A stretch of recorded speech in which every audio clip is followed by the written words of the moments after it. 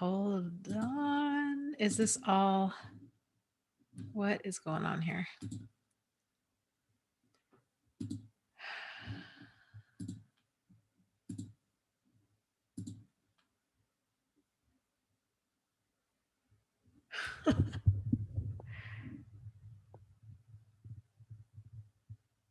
Okay, I'm back.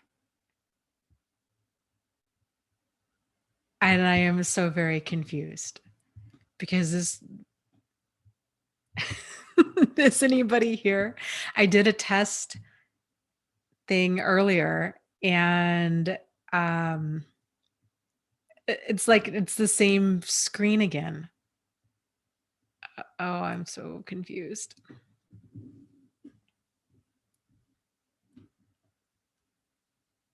Okay, so this is the book club discussion chat. Yeah, weird. Okay, Valenta says, yeah, you can still see the previous chat. We are here. Huh? It is what it is. Okay, cool. Well, welcome back. My name is Dana Morningstar, and this is the book club discussion for Daring Greatly by Brené Brown. It was supposed to be another book by Brené Brown, but I got it way all kinds of confused. So Shay may or may not be on tonight. She had an appointment. And she may or may not have even read this book. I don't know. It's total chaos, but we're just going to go with it. So, got lots of people on tonight, which is always a lot of fun. Interesting. Standing Firm says that she got a new notification. So, I don't know what's going on with YouTube or with, it's probably me. It's probably not YouTube. Carla says, first time in the book club. Tara liked the book and said, good book. Yeah, it was different. I really like Brené Brown, and she actually played a part, unbeknownst to her, played a part in me doing my blog and my YouTube channel. It was after her TED Talk about vulnerability and putting yourself out there. And, I had an old friend of mine contact me out of the blue, and she told me, she's like, you should really start a podcast. Like, your blog is really interesting. And I didn't know how to start a podcast. And so I thought, well, I think I can figure out how to do a YouTube video like easier than doing a podcast. And so I thought, yeah, you know what? And I remember telling myself, I thought, you know what? I'm just going to Brene Brown this.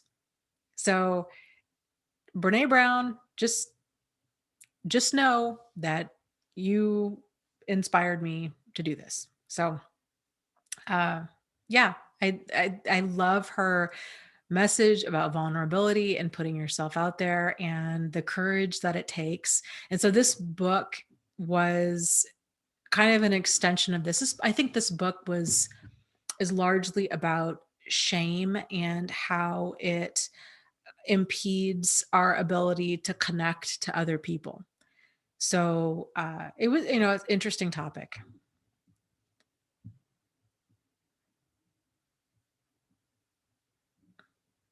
So let's see here. Let me scroll up. Oh, and before I get going, I keep meaning to say this. I just wanted to say thank you to those of you that have left a review for either my books or for the podcast. It's much appreciated, especially on Amazon. So books on Amazon. I did not realize how much that helps, like to with sales and with just kind of like getting your book out there. I think Amazon's algorithm really looks at reviews. And so for those of you that have left reviews, I appreciate it so much. It's something I need to get better at doing. So that's kind of on my list of things to do for 2018, is to make sure to leave a review for every single book club book that we read. Even, I think there's a lot of value in honest reviews. So if you guys review any of my books, please know, it's honesty is something that I really do value, and it's okay if, how you feel about them, it's how you feel about them. So just saying. Okay, Maria, yes, you are so right on. Y- Completely. And I talk about this in my notes. So Maria says the person who introduced me to her, Brene Brown, TED Talk always said I couldn't be vulnerable. And I enjoyed her video, but I realized for me, if I don't feel safe and comfortable, vulnerability isn't possible. I agree. And I would even go so far as to say, and it's not healthy. So, and I talk about that in my notes on Daring Greatly, which, by the way, if you want to read the notes, uh, now or later or whenever, you can go to my website, thriveafterabuse.com, and go to the book club section. And then you'll see book club notes, and you have all my notes for all of the books. And so I think that is a big thing, kind of taking um, a lot of these concepts like, vulnerability and, well, I think especially vulnerability, boundaries, stuff like this, within the context of healthy boundaries. And because I think a lot of people, you know, do kind of rush in to be like, okay, being vulnerable is really important for connection, and I'm just going to be completely vulnerable. But it's important that we honor ourselves, our time, our energy, our emotions, to the point where we're not being vulnerable to all of the wrong people. Your story, your experiences, your time and energy and emotions has value. And it's something that I really feel is something that's earned. And that's one of the things I think a lot of us have to work on is kind of not just blindly giving that to people. Because a lot of us, tend to feel like, well, I'm just an open book, and we just take other people at face value, and we're very quick. And if we have been feeling lonely, or we're getting caught up in this whirlwind, the love bombing and stuff, we might be very quick to want to share our lives with somebody else. But we don't it takes time to get to know a person, and really, at least for like the first 3 months, we don't even begin to start knowing a person for at least like 90 days. Kind of who's showing up in that 90-day period is like their highest and best version of themselves. It's like their interview person, the person that shows up, and you're seeing like the best version of themselves. Like they're showered, their hair is done, they're on their best behavior, right? They're generally appropriate, those kinds of things. And so it's just and it can feel very difficult, I think, for a person to start taking things slower, and they might feel really angry about that, thinking, what's so wrong with me? I used to be able to just trust instantly, and I want to be able to be vulnerable and trust and just rush into things, and not realizing that that's problematic. And that's a big shift in our kind of mindset thinking, and the way we approach things, is realizing all of those feelings within you of that hesitation of getting to know new people, to a certain degree, that's actually healthy. So, and it's not something that we should ever lose, because it's a part of interacting appropriately with other people, and realizing, you know, that not everybody is like us, that not everybody has good intentions, and not everybody, even that aside, not everybody is going to be your people. And so it just kind of goes back to respecting your time, your energy, and your emotions, and going slow before you kind of just, spill everything to a person who, might not be the kind of person that you want to open up to.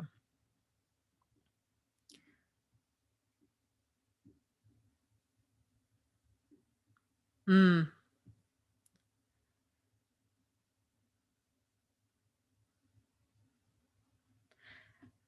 That's it's you're so right on, Maria.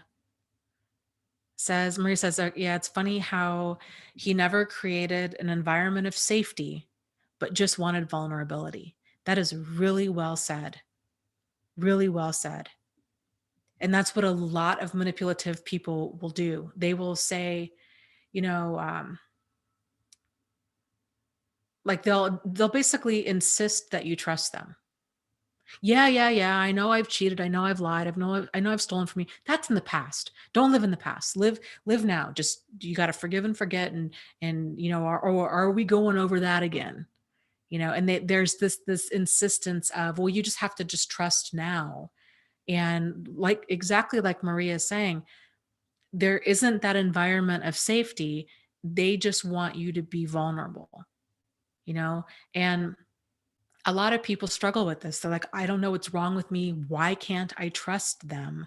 Why can't I need to be able to trust them to move forward. But that's a big mistake. It's normal to have trust issues with a person who has lying issues, you know? So it's not you. It's not that you have, you know, trust issues and that what's wrong with you and why can't you get this relationship back on track. It's if you're in a relationship with a person who's got a pattern of lying to you, it's a normal response to have issues with trusting them. There would be something, I think, wrong with the person that would have no problem immediately trusting somebody that has a pattern of lying to them. So, but yeah, for emotional manipulators, it's just sort of like, yeah, yeah, yeah, let's just go back to the way things were because, you know, then I can get back to the way things were, right? Like then they can get back to just lying and cheating and stealing and what have you, if they can just get us back to the place where we just trust them instantly and quit asking questions, quit bothering them about things.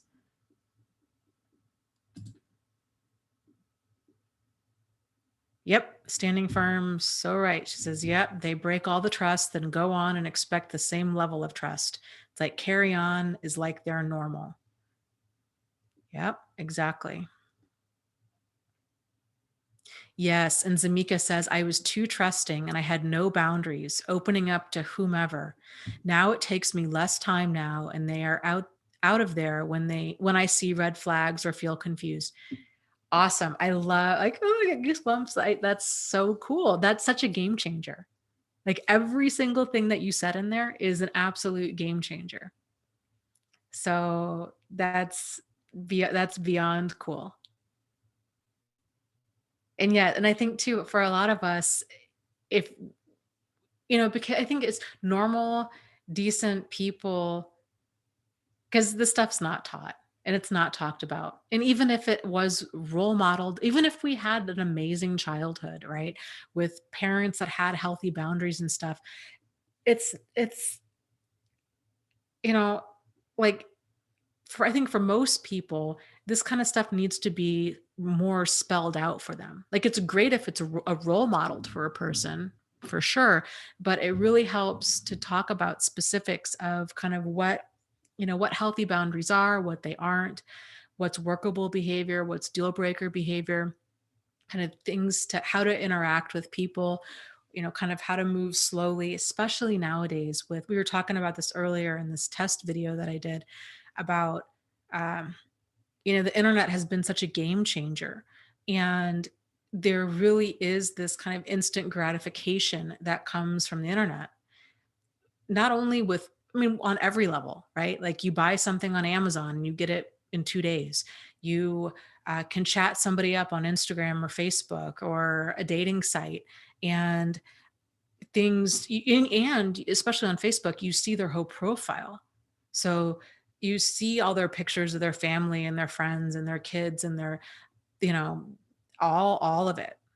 So all of this kind of connecting to other people is very much sped up, and it can definitely create this sense of this false sense of connection, like we somehow know this person.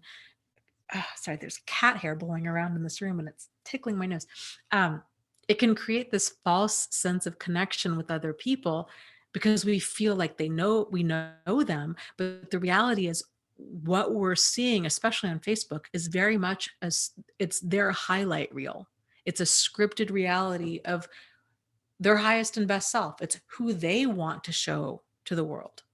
So you're going to see a bunch of pictures of their adorable children and their you know the amazing food they're eating and their vacations and you're seeing them at their best, you know So it's just, we're at a weird stage in time where it feels like we're a lot more connected, but in many ways we're not. Like that level of depth is not there. And the only way to get that is to take time and paying attention to a person's consistent actions. But so much of that I think has been lost because there's just that instant gratification of, the internet.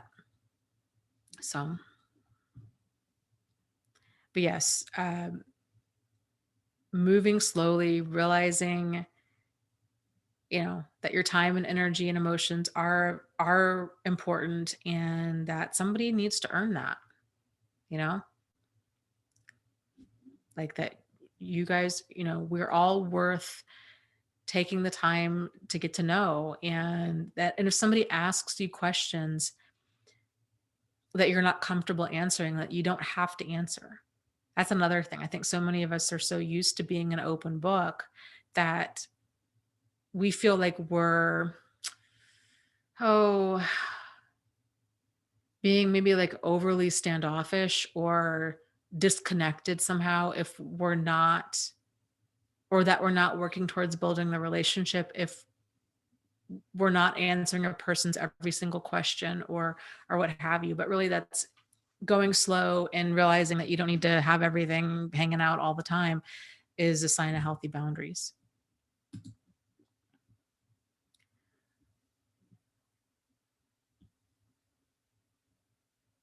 Oh, totally. That's a really great point. Agatha says, I used to judge people based on my good intentions towards them.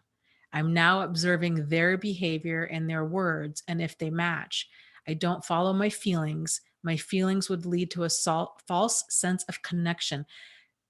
That is so well said. Absolutely. Absolutely. And I, yeah, I just absolutely love that. And it can be so easy for us to slip into doing that, being like, man, I really like this person, you know, and, or there's maybe some really good things about them.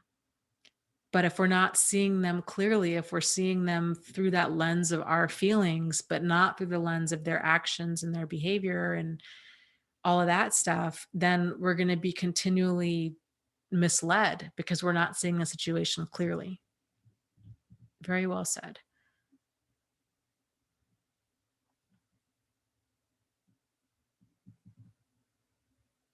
Standing Firm says, I'm terrified that my daughter is being love bombed right now. And if that's, I would encourage you guys to talk to your children about this stuff, about love bombing, about this whirlwind that tends to kick up this whole like kind of rushing of intimacy, um, different ways that manipulation in general, and taking things slow, and um, all of this stuff, because finding out the hard way is such a hard hard way. It's a hard way to learn. Um and I think, unfortunately, like, we can only do what we can do. We can try to warn other people and talk to them about this, but unfortunately, I think it's one of those things, like, unless the person really kind of lives it, it's hard for them to understand it. But you know talking, giving her maybe videos about love bombing can be really helpful.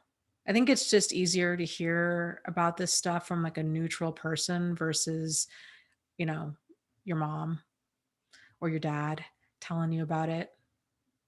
So, and there's quite a few good videos out there on love bombing.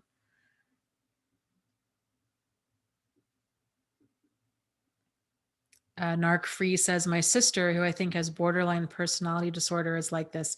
She will abuse you and take you to all states of dysfunction and expects you to completely forget and not hold anything against her. Yeah, I think that's most people that are abusive, like, it's just, they're just lost in a paper bag of themselves. And on the flip side of that, it's totally okay for you to not forget and for you to take appropriate action and just be like, well, I loaned you money before and you never repaid me. So that's why I'm not loaning you money again. Or, you know, you come over to my house and then you start cussing me out or you're doing all these things and I'm not going to tolerate that. And it can feel really mean. And other people might even accuse you of this as being mean. Oh, she's your sister. You should forgive and forget. Family's forever, blah, blah, blah. But it's totally okay to have expectations and boundaries for how you're being treated. And if a person violates that, then it's up to you to kind of figure out, okay, well, now what kind of corrective action do I need to take? Do I want to have this conversation with her again? Do I need to do something different? Do I need to spend less time with her? Do I need to spend time with her differently? Kind of what needs to happen?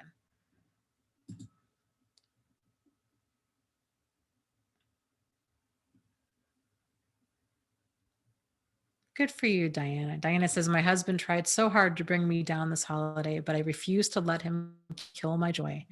I was worried about my grandson and quite tired, but I wanted a good Christmas. Oh, I love that you were able to guard your peace, you know, that you're like, nope, you're not getting that from me. Like you can throw a fit and do all this stuff, but I'm going to have a good Christmas. Good for you.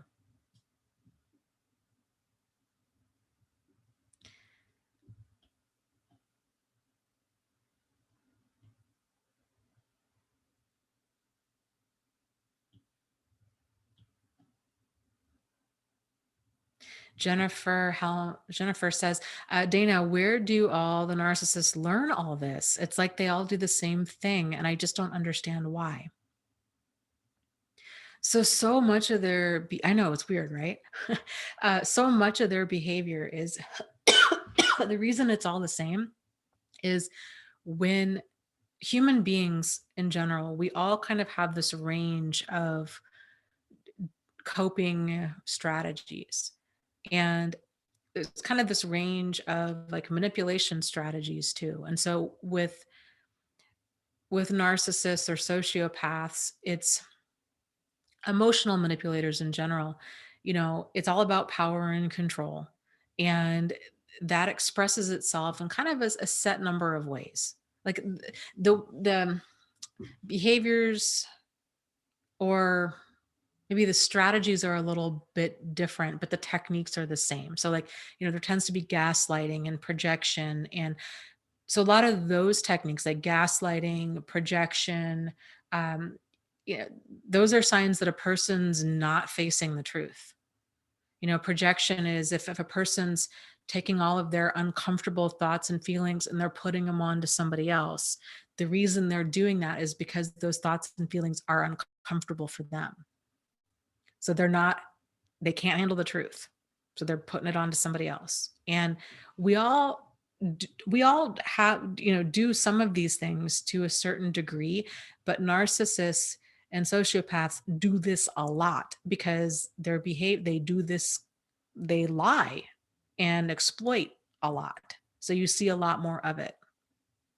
Uh, gaslighting, kind of denying the truth. Little kids, teenagers are also do a lot of gaslighting. And it's basically because they don't want to accept the consequences of the truth. And so they'll deny, they'll deflect, they'll blame, they'll just flat out say, like, this never even happened. You're crazy. They'll do all this because they know if they tell the truth, then they're going to get in trouble. And narcissists are the same way. So and just kind of all of the lying and the cheating and the stealing, that kind of stuff, it's just that entitlement mentality. It really is this, you're really kind of dealing with a person who is emotionally 5 or 6 years old in an adult body. So it's this attitude of I should be able to do whatever I want with whomever I want as much as I want, and I should have no consequences. And if you do have consequences and you set boundaries and you won't let me continue to lie and cheat and steal from you, then you're the one with the problem, or you're being so mean to me. What's so wrong? Why can't um, you should forgive me. It's like they just don't understand consequences. And so it's it's impossible to have an adult relationship with a child. And that's the problem. And that's why they do the stonewalling. That's why they do the silent treatment. All of that kind of communication that you're seeing, it's ineffective communication, and it's designed to be ineffective communication. And it's designed to shut down communication because they don't want to reach a solution. They just want to do whatever they want to do. And they just want the rest of us to just deal with it because they don't care. So, they don't care about consequences. It's just all about them. And they get annoyed when we have consequences for them, or the law has consequences, or that there's consequences in general. And again, it's that very child mentality of like, because they always have an excuse, well, I cheated because you weren't home, or I cheated because whatever, like you didn't dress sexy enough, or you dressed too sexy, or you whatever. It's whatever excuse they have in that moment. But just because a person has an excuse doesn't make their behavior valid. It's like speeding in your car and you get pulled over by the cops and you're like, but yeah, but I, really had to, go to the bathroom, or like I was late for work, or I was really hungry and so I needed to go get food. Like the cop doesn't care, right? They're like, yeah, I know, like what, you're still speeding. Like it's still not okay. But they don't get that.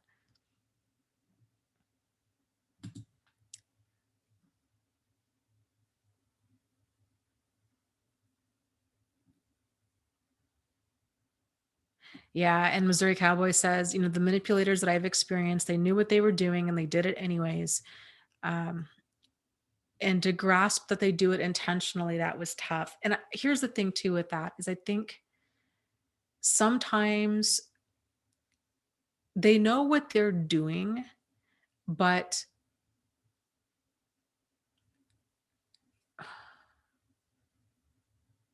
I think some of them have different degrees of awareness. So some people are incredibly like malicious and it's very thought out, whereas a lot of the other ones, it's more of this knee jerk reaction. Like they know that they're lying. They know that they're like denying something. They know that they cheated, right? Like, or they know that they stole from you, or what have you. They know that they did that. But then when confronted with the truth, it might just be this knee jerk reaction to lie about it, versus somebody who is intentionally and maliciously trying to like erode somebody else's sanity. Frankly, I mean, any of it's deal breaker stuff, right? Like you can't work with any of that. But I mean, I feel like the people that I have experienced, it's been different degrees of that. And that malicious, intentional kind of stuff tends, for me personally, I get a very dark vibe around them. Very much like in the pit of my stomach, where I just think, oh my God, um, I just almost feel physically ill. And I don't normally get that dark or intense of a vibe in general. Like I mean, I can count on one hand how many times I've had that vibe about people. So, okay. Well, real quick, Agatha says, why do they lie even if telling the truth would work better for them? This is the only thing now I am not completely able to understand.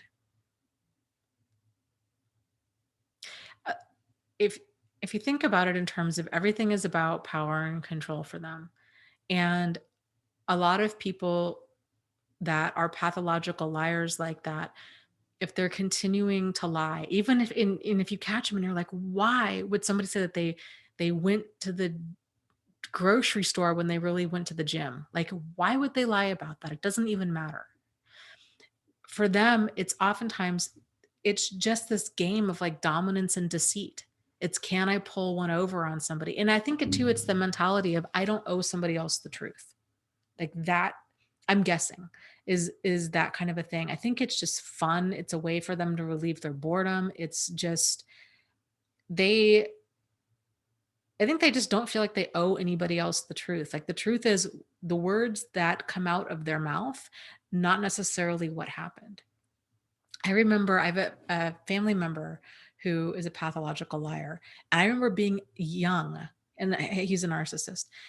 But I remember being very young and thinking to myself, it's so weird how he seems to value a good story over the truth.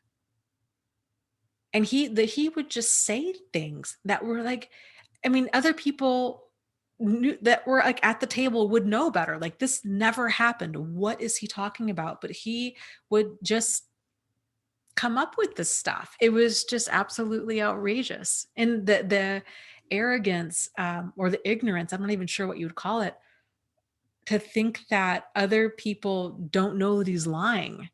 Like it's just it blows you away. It just blows you away. So, okay, so back to this book, Brené Brown book, Daring Greatly.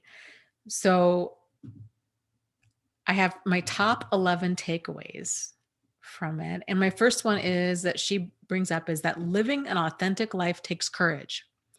Yes, I agree with that 100%.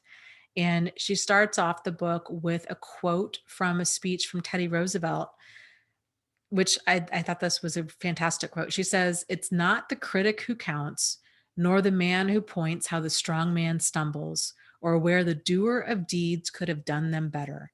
The credit belongs to the man who is actually in the arena, whose face is marred by dust and sweat and blood, who strives valiantly, who errs, who comes up short again and again, because there is no effort without error and shortcoming, but who does actually strive to do the deeds, who knows great enthusiasms, the great devotions, who spends himself in a worthy cause, who at the best knows in the end the triumph of high achievement, and who at its worst, if he fails, at least fails while daring greatly."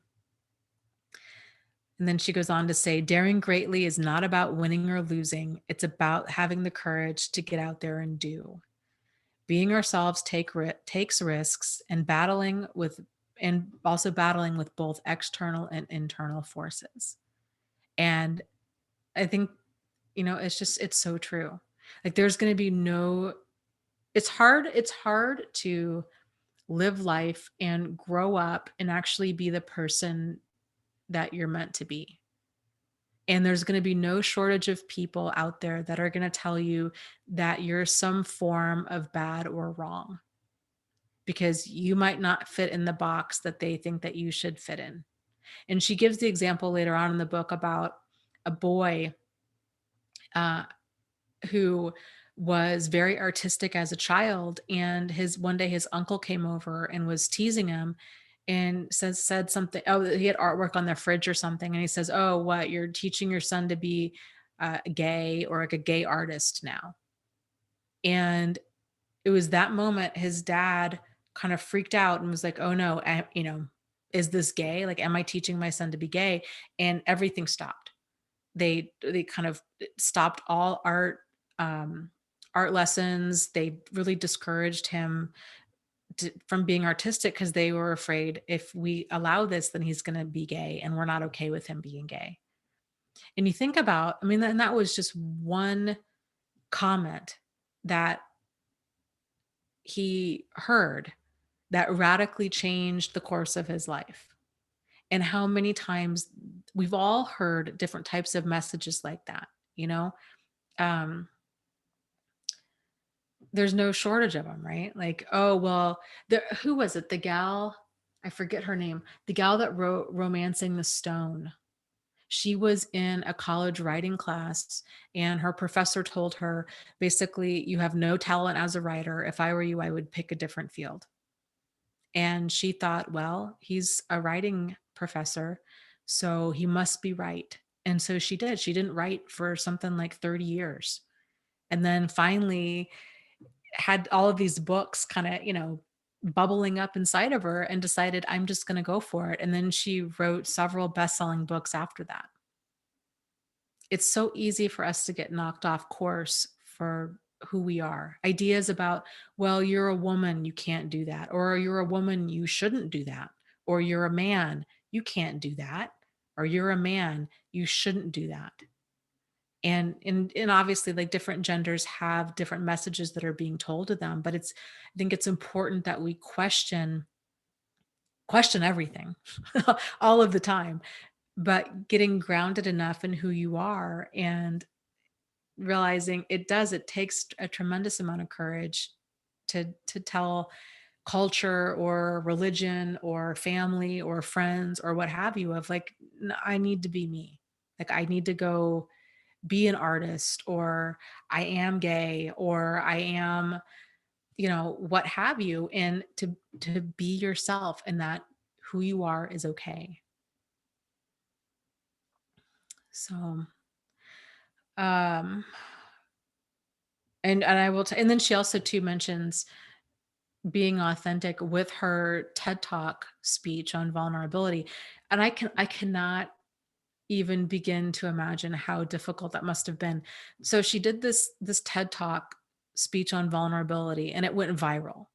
And of course, when things go viral, like, it's the peanut gallery, which is the internet. And so everybody's got a comment. Everybody thinks they're a comedian. Everybody, they just say what's on their mind, good, bad, or indifferent. And she was talking about some of the comments that she was getting, like, oh, you know, um, less research, more Botox was one of the comments, and how people were criticizing her about her weight and her parenting and all of this stuff. And, she was saying how hard it was for her to hear that. And I can only imagine, because here's the thing too with daring greatly and putting yourself out there is it, it takes cultivating a thick skin. But the thing with that is that thick skin is really cultivated by 1,000 little cuts. And for a person to go from, maybe, I think her background is she was a professor at the time, to go from being a professor and not getting critiqued, or at least not getting critiqued like that, to, millions of people chiming in and kind of tearing her down. It's trial by fire. I mean, it's a lot. It's a lot to handle. And um, that's why I was talking last night. It can be very difficult to for a person to put themselves out there on YouTube or Facebook or Instagram or whatever, and that there is this thick skin that's built over time, and that the comments, just for those people that are thinking about doing a YouTube channel or whatnot, um, the comments that you get, the negativity and stuff that you get at first, it's one thing to know it, right? Like, most people are like, okay, I'm putting myself out on the internet, here come the rotten tomatoes, right? It's one thing to know it, it's a totally different thing to actually live it. And the comments do get easier to hear over time, but there is that period where at first, when you start getting them, it can really be debilitating, and it can really rock a person and bring up all kinds of, like, self-esteem issues and self-doubt and stuff that you didn't even know you had issues with. It can bring up. So, uh, it's difficult being it's difficult being you. It's just difficult to show up and be yourself. Online or in real life, it's just difficult. Okay. So point number 2 she makes is connection is why we are here. Connection is what gives purpose and meaning to our lives, and without it, there is suffering. So I kind of went off on a little tangent on this because I don't know how much I really agree with that. My personal thoughts on the topic, most of my kind of life philosophy is more Buddhist leaning than anything else. And in Buddhism, it's more of this concept that actually suffering comes from clinging and craving, kind of the craving to what is, or what was or what we hope should be, and that craving of the never ending want for more, more, more. And so that's the cause of suffering, in at least kind of more of a Buddhist philosophy. And and interestingly enough, in Buddhism, it's the opposite. That for them, life is a lot more about, it's less about connection and it's more about learning to let go. Because life is all about learning to let go, and learning to let go of like, you know, uh kind of everything at all of the time. But that can that can seem very kind of like a nihilistic or apathetic kind of worldview, and it's not. There's some beauty in that ability to embrace letting go, because when we completely let go, when we kind of keep surrendering to the present moment is really what it is. There's a lot of peace that comes with that, and then there's an appreciation that can come from that, because it's here and then it's gone. It's here and then it's gone. So like a lot of the little Zen sand things that you see, or creating art with like disappearing ink, a lot of that's what that's about. It's just about being completely in the moment and learning to let go. So I don't know, two different worldviews there, but kind of just for what it's worth. Um, she talks about connecting to others takes courage, and it takes courage to be ourselves and to live an authentic life and to be vulnerable to others. And it takes skill in order to connect and be vulnerable in healthy ways. Who we are and how we engage with the world are much stronger predictors of how our children will do than what we know about parenting. And I would agree. I think kids for sure they learn by watching, and how, who we are and how we engage with the world teaches a million different lessons every single day. Oh, that's good. Narc Free says, just hearing you say embrace letting go has relaxed me. LOL. Yeah, I don't, for me, I found a lot of peace in that. And one of the things that I realized, let me see if I can remember this correctly. It was a realization I had way back when. And it was that there's all of these different lives that are kind of going on within us all at the same time. There's the life that we feel we should be living. There's the life that others feel we should be living. There is the life that we are living. And then there's the life that's trying to live through us. And it's when we can kind of let go of, I think, be still enough to pay attention to this life that's trying to live through us, and the messages that has for us. And I think that life that's trying to live through us speaks to us in many different ways every single day. And the longer, and oftentimes, because that life that's trying to live through us does not match up to the life that we want for ourselves or others want for ourselves, or maybe that we are currently living.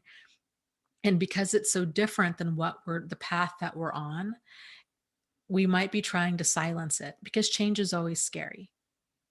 And so, but that life speaks to us. And at first, it kind of starts off as this little quiet kind of rumbling, you know, of, hey, wouldn't that be cool? Or isn't that neat? Or, you could probably do that. Or you should totally do that. Or this job really sucks. Or, you know what I mean? Like, it's just all of these little whispers to us. And it just kind of starts pulling at us, you know? And if the longer we kind of ignore that, the louder that voice gets. And so in terms of relationships, it might be, hey, this isn't working, or this person's not very nice to you, or this is not cool. And then it starts getting louder and louder. And then other physical symptoms start showing up, and then it finally gets to the point where that mental anguish takes over and we're like, I don't even know what's going on or whose fault it is or what. I just have got to get out of here. And then we take massive action in a different direction.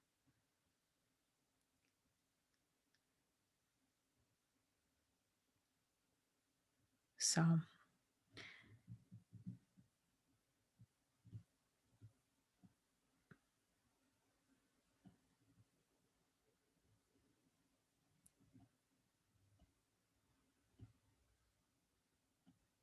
okay. So let me scroll down here to point number 3. All right. So, point number 3.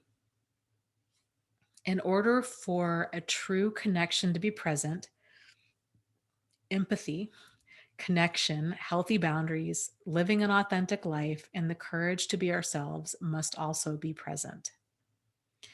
Compassion is not a relationship between the healer and the wounded. True compassion is a relationship between equals. And I love that. I think that's where so many of us have gone wrong, but it's so true. Compassion is a relationship between equals. Only when we know our darkness well can we be present with the darkness of others. Compassion becomes real when we recognized our shared humanity. And I think oftentimes we tend to take action. We think it's being compassionate. We think it's being compassionate, um, trying to carry somebody else over the finish line or taking action from a place of pity or because we feel bad for them. But that's pity. So that's not compassion. Compassion, I think appropriate compassion, maybe that doesn't even need a qualifier, just compassion in general is when, like she was saying, it's this relationship between equals. It's when there is that empathy present of I get it. Like I understand the pain that you're going through, or I can imagine the pain that you're going through. But then also realizing that they are a competent, capable person, that they have figured things out so far and they will continue to figure things out. And that the best way to support another person, I think, is to be empathetic and also encouraging, you know? So, like, here are some resources if you're interested, or what can I do? What can I do to kind of help? What can I do to help empower you? Kind of a thing. Instead of feeling like we need to be the one to carry another person across the finish line, or that there's some sort of value in sinking ourselves to save somebody else, because there's not. That's not compassion. Oftentimes it's guilt, or it's guilt fueled manipulation by the abuser if we're doing stuff like that.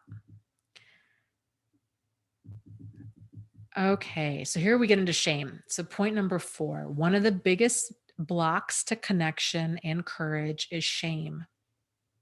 It's important that we understand our shame and all of the different forms it can take. Shame and fear of shame are two of the biggest hindrances to vulnerability, and we need vulnerability in order to get out there and to try. Mistakes are a big part of success at work, with friendships, and other relationships. We should be asking ourselves if we are engaged in paying attention and willing to look at ourselves honestly. What are we doing right? What are we doing wrong? And how can we do better next time?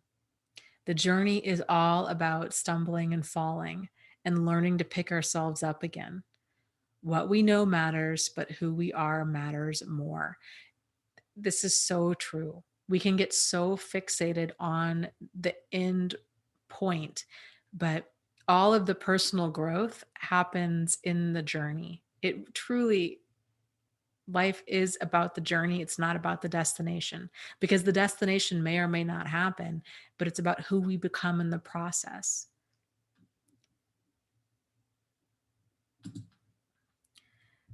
Okay, let's see.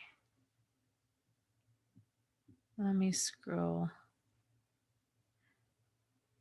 Lilith asks, do abusers feel guilt? I think if they do, it's fleeting. And the reason I say that is because when a person there must be some degree of guilt if they're projecting and gaslighting and doing all of these things, because a person only does that if they're aware that what they've done is wrong. So if they're denying the truth, if they're hiding from the truth, if they're putting those uncomfortable thoughts and feelings onto somebody else, it's deep down, they know that what they're doing is wrong, but because they get rid of it so quickly, and they don't stay in that place of, oh, I've done something wrong, enough for that pain to actually drive them to do something different. So um and so what they tend to do instead is they replace those feelings of um you know that they did something wrong, replace the guilt with entitlement of, I didn't do anything wrong, you did something wrong, my response was totally accurate.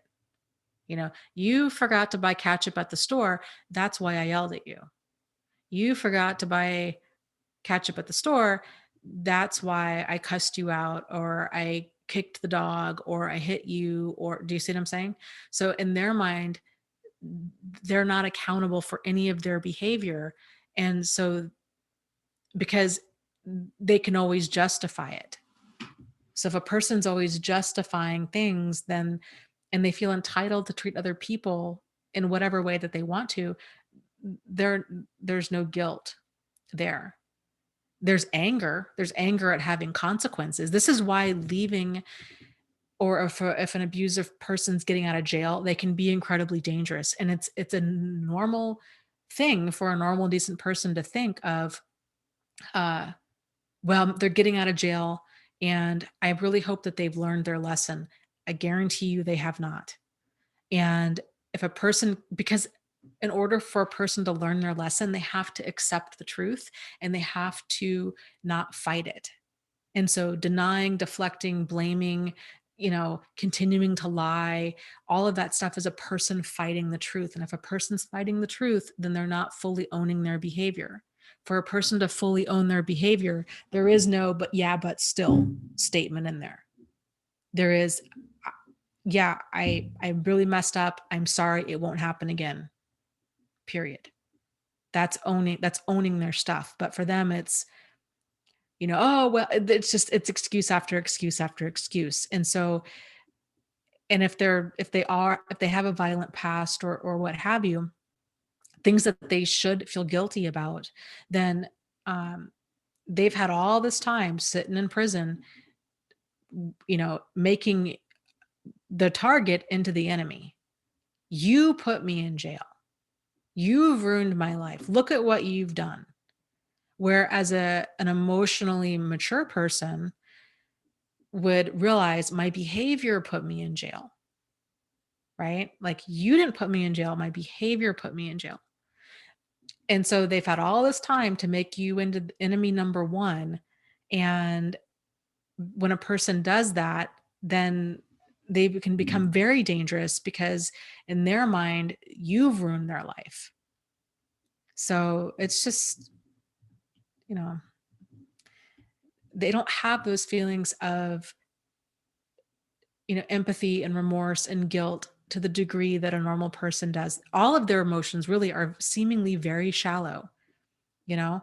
Like when we say, oh God, I just saw my reflection in the computer, and I just, oh, that was really, really, oh my God, my heart. I'm sorry. I've got two computers going, okay, I'm good. I'm good. Um, jeez. I should never, why did I watch that movie the other night? I've been so freaked out ever since. Ridiculous. It's really, a person really is not going to be able to have that entitlement mentality if they also have empathy. Like, that was kind of a hard balance. That would be a hard line to walk, right? Because we can either really relate to another person and put ourselves in their shoes, or but we can't do that. We can't put ourselves in another person's shoes if we're going to blame them for everything that we're doing. So it's like a human brain thing. Like, you can only hold so many, And it's the cognitive dissonance that they're experiencing, because a person can only hold, your thoughts have to, all of us, our thoughts have to match our actions all the time, or we experience that mental distress that is cognitive dissonance. And so for a person to take a certain action, they have to find the thought that's going to match that. And because people by and large too are why, unless a person's psychotic, a person has to be taking action in a way that they feel is right. Human beings, we all think that we're doing the right thing all of the time. Okay. It's whether or not that's the reality is the issue. But for abusive people, because they also think that they're taking the correct action, they've had to pick the thought that matches this. That's the problem. Like if there is no moral compass, if there is no, ability for them to work as a team, work towards a solution, to treat others with dignity and respect, the thoughts that they're going to continue to pick are going to be those that match up with their action.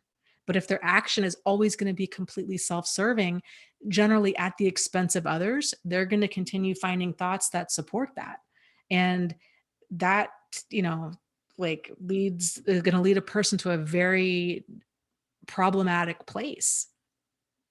This is another reason too, because of that, because if that's the mindset of the person that you're dealing with, this is why it's not you. That's why I can say with 100% certainty, like it's not you.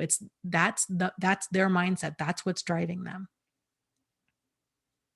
And that mindset will continue to drive all of their behavior until they change that mindset. But getting a person to change that mindset and to realize to realize that,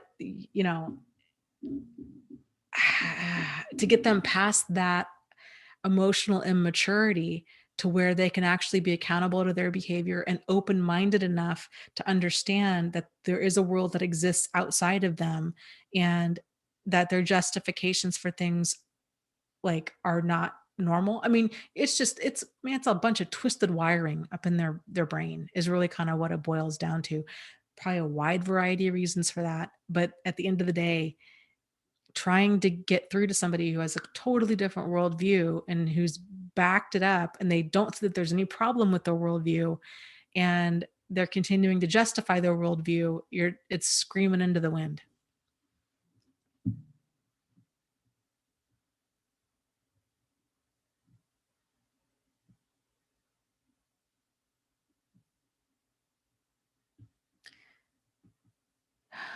So, okay. Number 4, one of the biggest blocks to connection and courage, I think that's an important one, and courage, is shame. So, let's see. Okay, so she talks about narcissism largely being shame-based, and I would agree. There's different kind of thoughts about narcissism in general, and one of them is that it's very much shame-based, that a person possibly grew up being abused or bullied or somehow feeling less than, and so it kind of developed this compensatory mechanism to where that's where that grandiosity comes from. That's where that level of entitlement and this kind of delusional worldview where the grandiosity um, is to kind of compensate for them feeling less than.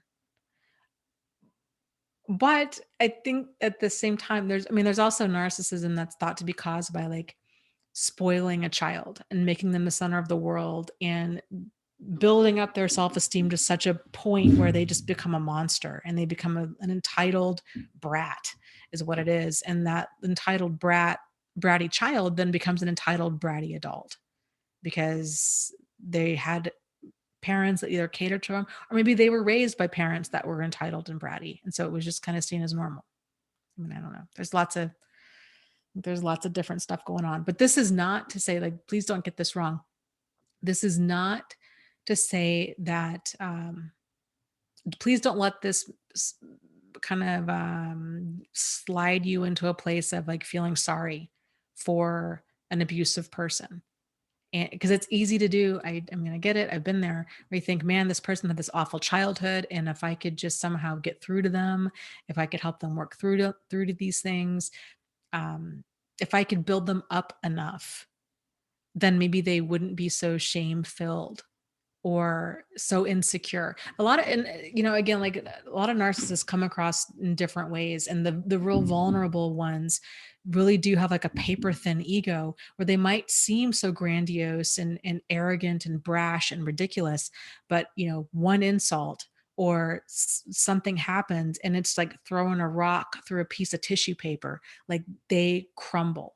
And before your eyes, you're like, "Oh my god, I feel like I'm dealing with a little kid here. I did not realize that they were so fragile." And it can make a person feel, uh, it can pull at a normal person's heartstrings, but then as soon as you think you've turned a corner, you've had this like kind of connection type moment from them where they almost seem like you're dealing with them like on a human level, even though you feel like the adult and like they seem like the child. It's fleeting. And then they tend to go back to like that grandiosity and the abusive person. And it's like that turning point that you thought you had, it's like that just never even happened.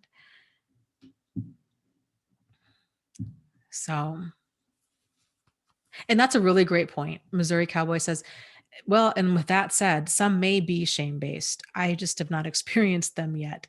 The victim stories I once believe told by the victim narc were not true. And that's a very valid point. I think the more on like the malignant side of things, the ones that that are malicious, that are intentional, that are just like dark and intent on really hurting other people. I think that really is more on like the side of like psychopathy.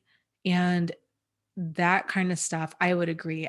To me, it's like I feel like they've just have flipped a bunch of switches emotion wise, and it's feelings of shame. All of that stuff is so far gone that they are very different from kind of a human being as we know them. Like it's just so far out there. Um, there is a great, I don't know if you remember me talking about this. There's a great documentary out there that you guys might be interested in. It's called Tickle. And it's a true story. It's about a guy who um I don't want to give it away. But I would say, you know, definitely on that kind of dark triad psychopath kind of thing, just intentionally destroying other people. And I don't know. It's interesting. So I think it's important for us to not let our feelings of sympathy or pity put us in danger, I guess is what I'm saying. So if a person has shown to you that they are dangerous or destructive, it's really important that we distance ourselves from them.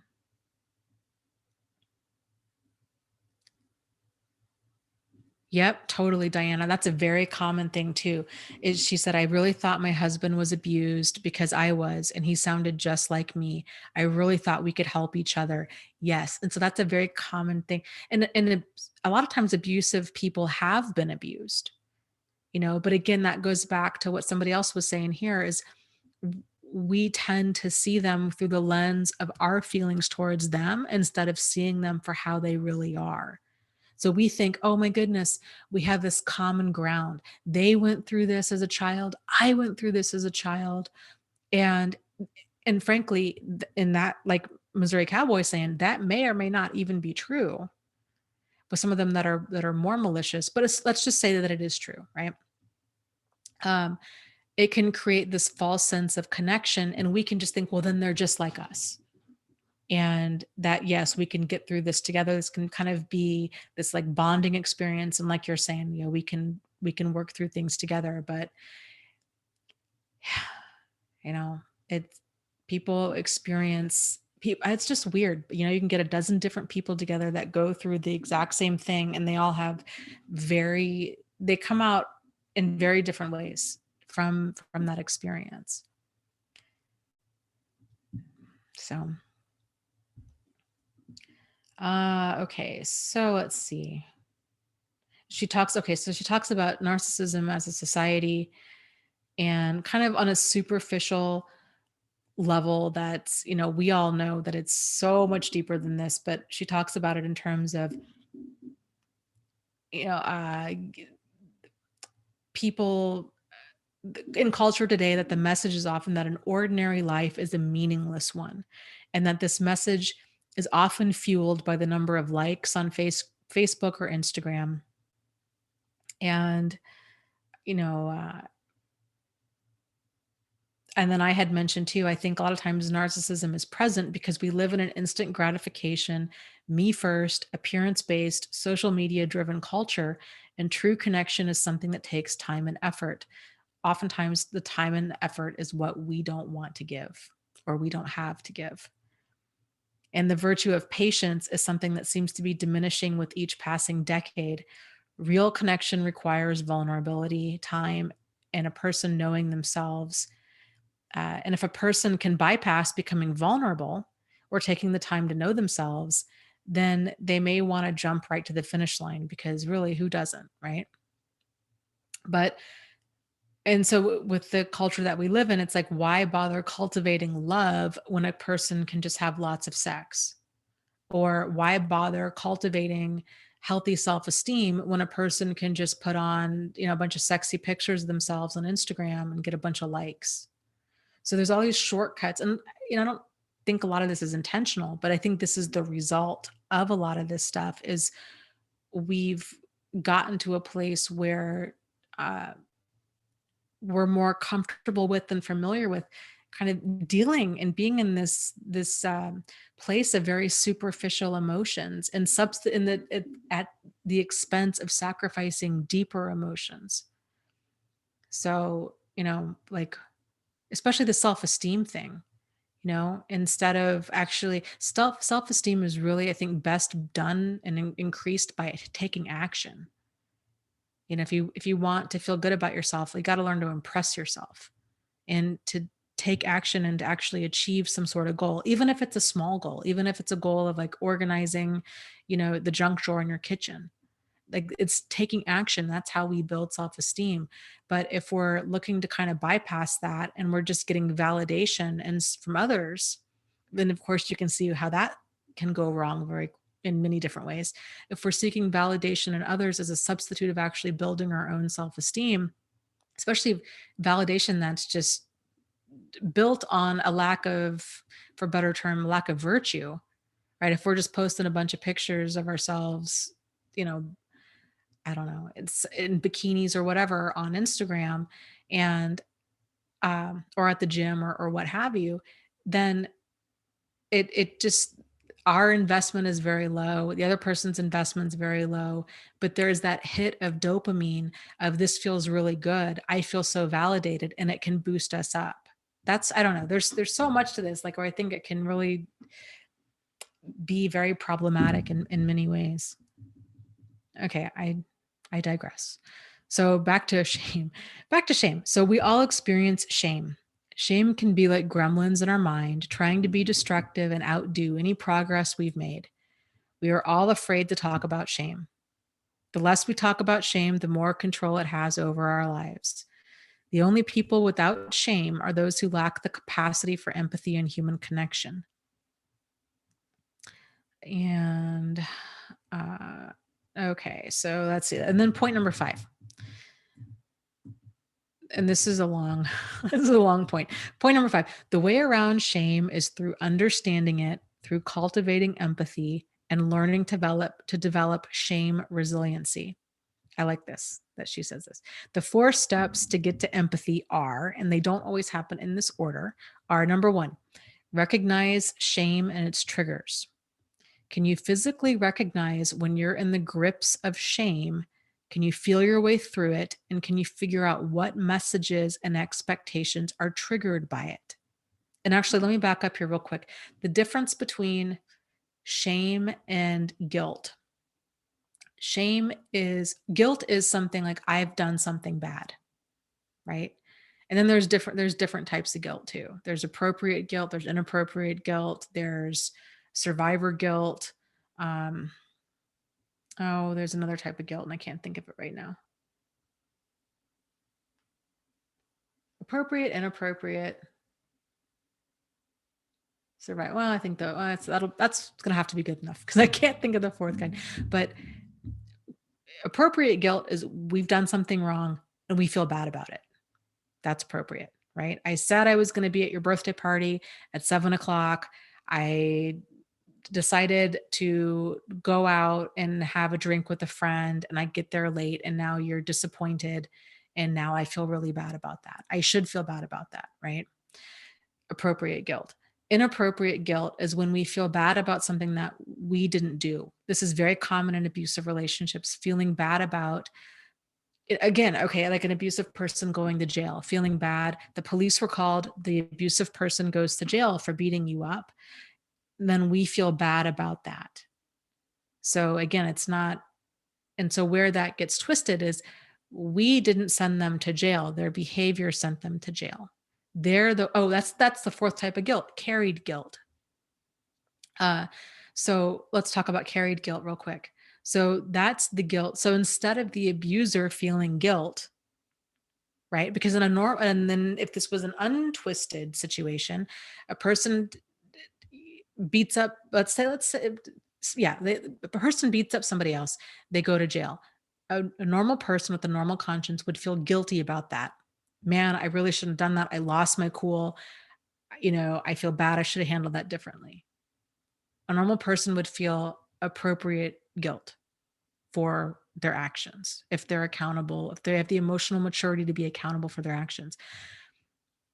In abusive relationships, that doesn't happen. And so when the abuser reflects all that back to the target and says, look at what you put me in jail. Look at what happened. You ruined my life. This is all your fault. We feel get bad. We feel guilty because they're putting all of their guilt onto us. And so then now what else do we do but carry it? And so that's a very common thing. I mean, the other alternative would be to not to put it back on them and to say, absolutely not. I'm going to reflect that back to you. Your behavior put you in jail. Don't put that on me. You need to own your stuff. Okay.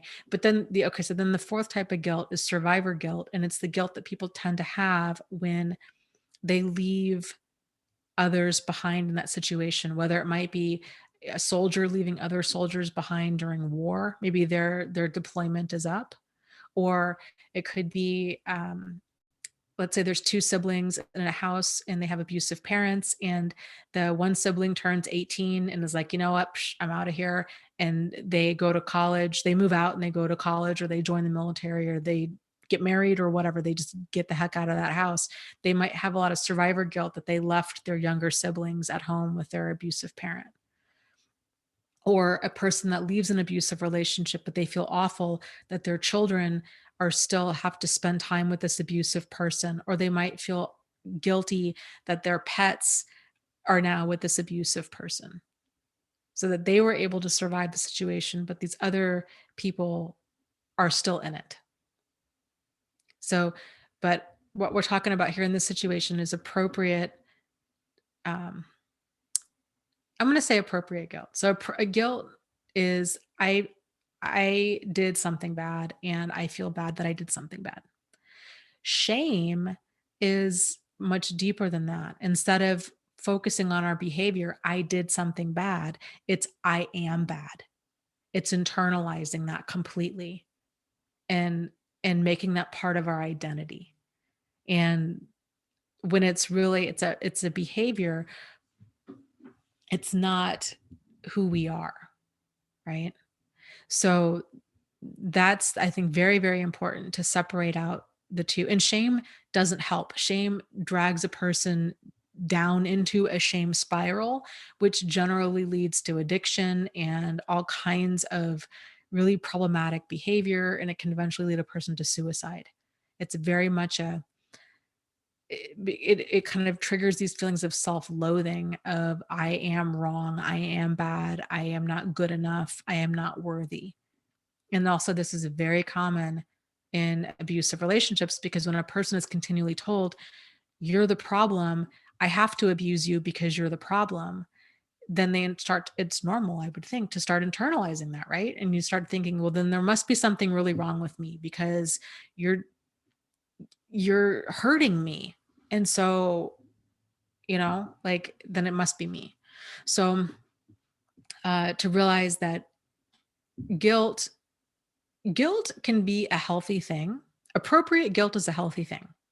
And it also has a very kind of motivating message of, hey, knock it off, do better. Like, don't do this again. Do better next time. Guilt can be a major motivator for us to change our behavior. It's good that we feel guilty when we do something wrong. Okay. Shame is not a motivator. Shame is like strapping a rock to your ankle and then jumping in a lake and trying to swim. Shame is not helpful. And so I think one of the ways too, with cultivating this shame resiliency, is, this is just kind of my own added point, is really paying attention to the words that you're using and to make a concerted effort to shift your language away from like, I am stupid, I am bad, I am, insert whatever negative thing here, to I did, you know, man, I really messed up. Talk about your behavior. Man, I really messed up, or man, that was a big mistake, or, you know, I shouldn't have done that, or boy, I really blew that. You know what I mean? Like, you're talking about, and you're owning it. Like, yeah, that was a mistake. I admit it, and I'm gonna do different next time. So softening your language and not making it directly about you is very powerful. Uh, okay. And also, just real quick on that, there's the affirmation video that I did the other day is all about positive I am affirmations. I am capable. I am powerful. I am resilient. I can do this. I am doing this. I will get through this. So there's a lot of different I am type affirmations out there on YouTube. I would really strongly, if this is something that you guys are struggling with, I know it might seem maybe kind of feel kind of weird or kind of woo woo if you're not used to affirmations, but they are powerful stuff. And to listen, feed your brain, really feed your brain nourishing material like that to help get your thinking back on track. And it's interesting too, as you're going through these affirmations, you can feel which ones you're struggling with. So you might not even realize, like, hey, do I have a like, you might not realize all of the different messages of shame that you're carrying around. But odds are, when you start listening to like the I am type affirmations, you'll know, like, your body will let you know. For me, it registers as a feeling of resistance, like right in my chest. It's this feeling of, that's not true. And it almost kind of feels like a lump in my throat when I try to say it out loud, or when I'm even listening to it. So it's yet another way to try to kind of get in tune with yourself and what's going on.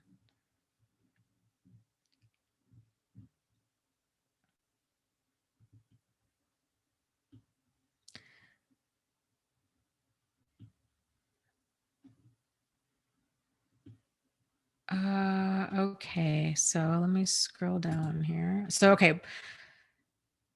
I'll repeat that again. So, point number one, recognizing shame and understanding its triggers. Can you physically recognize when you're in the grips of shame? When you feel that I am not worthy, I am not enough kind of feeling? Can you feel your way through it? And can you figure out what messages and expectations triggered it? I would actually really recommend, if you guys go on my website and you get my notes, and I'll copy and paste this down in the description after this video's done rendering, to go through these questions and ask yourself this. And these are some really great journal exercise type questions, because it's deep stuff. It really, really is. Okay, so point number two, practice critical awareness. Can you reality check the messages and expectations that are driving your shame? Are they realistic? Are they obtainable? Are they what you want to be or what you think others need or want from you? Number three, reaching out. Are you owning and sharing your story? We can't experience empathy if we're not connecting. Okay, but again, like what Maria was saying, I think there's this reaching out, owning and sharing your story. It's, I think, best done in an environment where you know it's going to be received. Therapy can be great for this. Support groups, group therapy, a blog, I think can also be a great blogs are can be, there's benefit in doing a blog, um, because you don't, you can turn off comments. Like you can put your story out there and then turn off comments. But again, I'm so, I would just caution with your story, with how much detail you give, and if it's going to put you in harm's way, and all of that. So, you know, time and place, and things to consider, all of that stuff. Speaking shame, are you talking about how you feel and asking for what you need when you feel shame? Shame is the fear of disconnection. When we feel disconnected when we feel unworthy. Connection, along with love and belonging, are why we are here, and it's what gives our lives purpose and meaning. So, actually, let me back up a little bit because I was just talking about therapy and can be a good place to share your story. If you're sharing something that's incredibly vulnerable to you with your therapist, you may want to kind of preface that and let them know, or if you're sharing it with a friend or whoever, of I want to share something with you. I just need you to listen. I don't want you to try to fix it. I don't want advice. I don't, like, even maybe you don't even want to talk about it. Like, I just wanted to share this with you because I wanted to share this with you. Because sometimes I think if we can kind of let people know what we're needing from them, then it sets the whole situation up for like a win-win. So just kind of let that be said. Um, okay. And I think it's especially, so let me just revisit that again. I think it's especially true in therapy where a lot of people tend to struggle with feeling believed, and they might feel very uncomfortable with sharing their story because maybe they're not ready to talk about it, or they, it can kick up a lot of stuff for a person. And so I think it can be helpful to just say like, hey, I just need to say this out loud. And I really need for you to be my safe place that I can just tell this to another person. So, okay. So she has 12 different shame categories that shame tends to hide in. The first one is appearance and body image. Second one is money and work. Third is, I think, parenting in general. So motherhood or fatherhood. Fourth is family. Fifth is parenting. Oh, she did separate those out. Never mind. Sixth is mental and physical health. Seventh is addiction. Eighth is sex. Ninth is aging. 10th is religion. 11th is surviving trauma. 12th is being stereotyped or labeled. And some of examples of shame might be filing for bankruptcy, getting fired or laid off, not handling a situation as well as we would have liked, somebody asking us when we are due, if when we're not pregnant. Sometimes, and sometimes we might try to cover our shame with lies. So maybe telling a person that our parent lives overseas when really they're in jail. So, and let's see, I already covered that. When we feel shame, we blame someone or something besides ourselves. We rationalize our actions. And that's very true. Hold on a second here.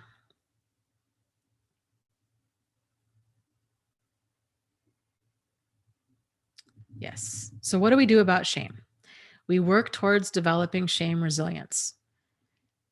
And because shame resistance isn't possible since we all experience shame. I really like that mentioned that because I think a lot of people tend to feel like, what's so wrong with me? I feel unworthy or I have all this shame.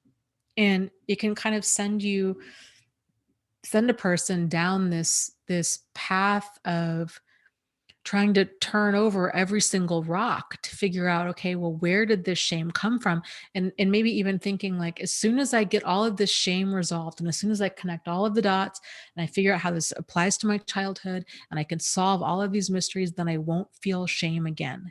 And I think she absolutely is so right on with shame is very much a part of the human experience if it's left unchecked. So these feelings can surface, but if we can practice the shame resiliency and practice self-compassion and learning to connect to others in a healthy way. And I think with that connection to others is it's that whole realizing that you're not alone. Like whatever you're going through, it's not unique to you. There's lots of people out there that have gone through the same thing.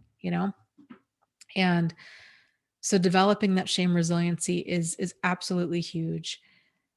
And um I'm like I was saying earlier, I think it's really important to pay attention to the language that we're using and to realize that just because we do something wrong doesn't mean that we are wrong as a human being. Like you have value, you do matter because you're you and because you're here. And that's not just me blowing sunshine in your face. It's for real. Like who you are is there's only one of you. There will only ever be one of you.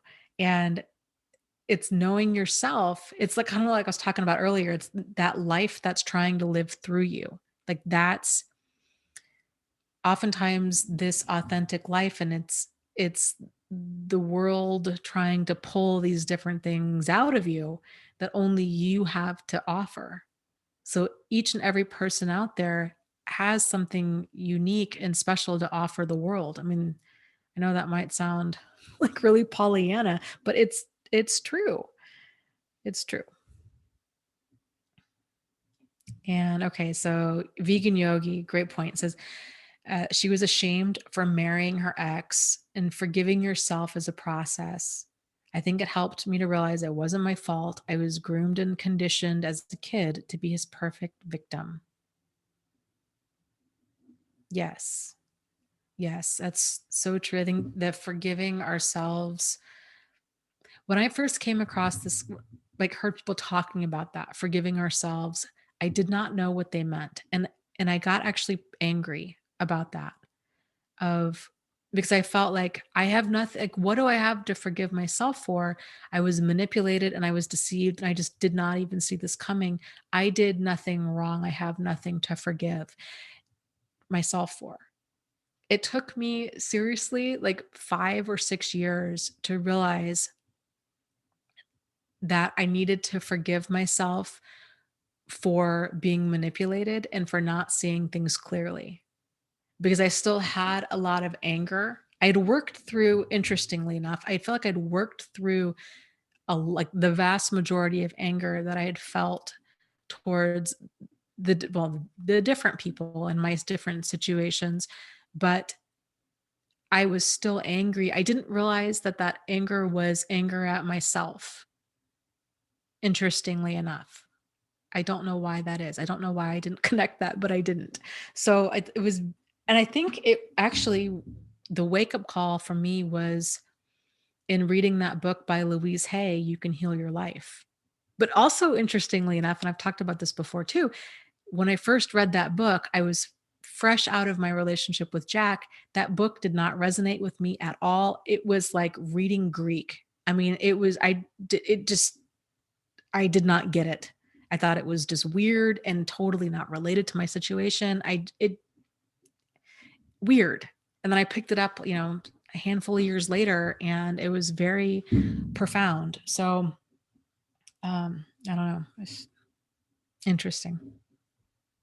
Yeah, it's the whole thing. Like once we know better or once we know different, we can do different.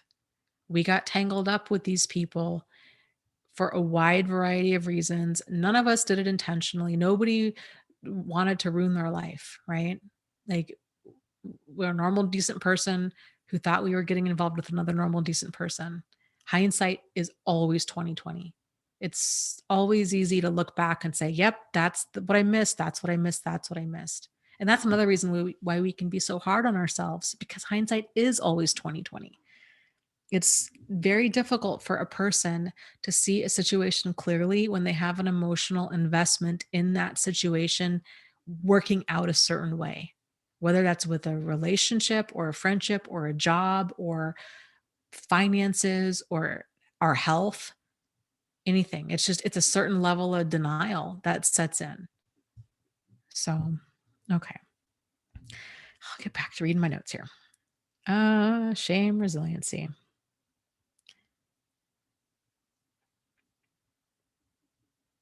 Shame is a mindset, and while it may start off as a social concept, it can and often does exist when no one else is present. And she talks a lot about self compassion being an important part of shifting out of shame, which I agree with. But she also talks about the importance of needing to reach out, connect, and experience empathy from others in order to get rid of shame. Uh, I don't necessarily agree with that. I think that it's definitely a big part of it. It's very validating. I think that in large part, I think that's the appeal of a lot of these types of YouTube channels is when a person hears other people talking about like, yes, this is what happened to me. This is how I felt. And everything that you're feeling, I'm feeling too. That can really help to lessen those feelings of because shame can be very isolating and that all of that embarrassment that goes along with it and that can help tremendously. So uh I don't think we necessarily I guess what I'm trying to say with that, I don't think we necessarily have to share our story, but I think it does help when we read about other people or come across other people that have gone through something similar. So when there is that connection made, but again, it's only in a way that you're comfortable with. And I think there can be, it's the validation piece of that that can be very healing. But a person can get that, I think, from listening to other stories or reading books from other people's experiences and um, kind of, you know, getting validation that way. Okay.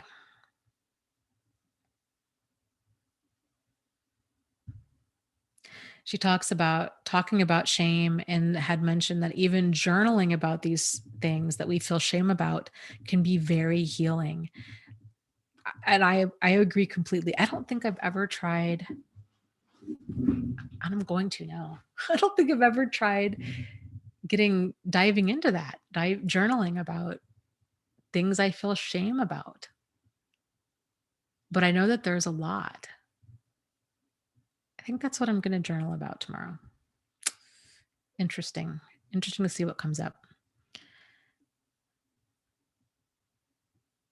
Uh, and she talks about, there's no shortage of ways that people intentionally or unintentionally shame each other, from the messages that we get from our parents to messages found within culture to what we tell ourselves.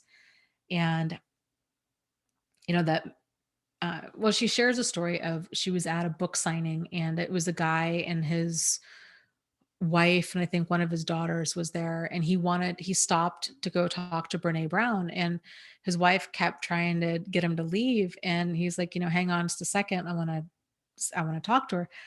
And he confided in her that basically, I'm really profoundly unhappily married. My wife and my daughters don't care if I live or die. Like they only care that I have money and that I provide for them.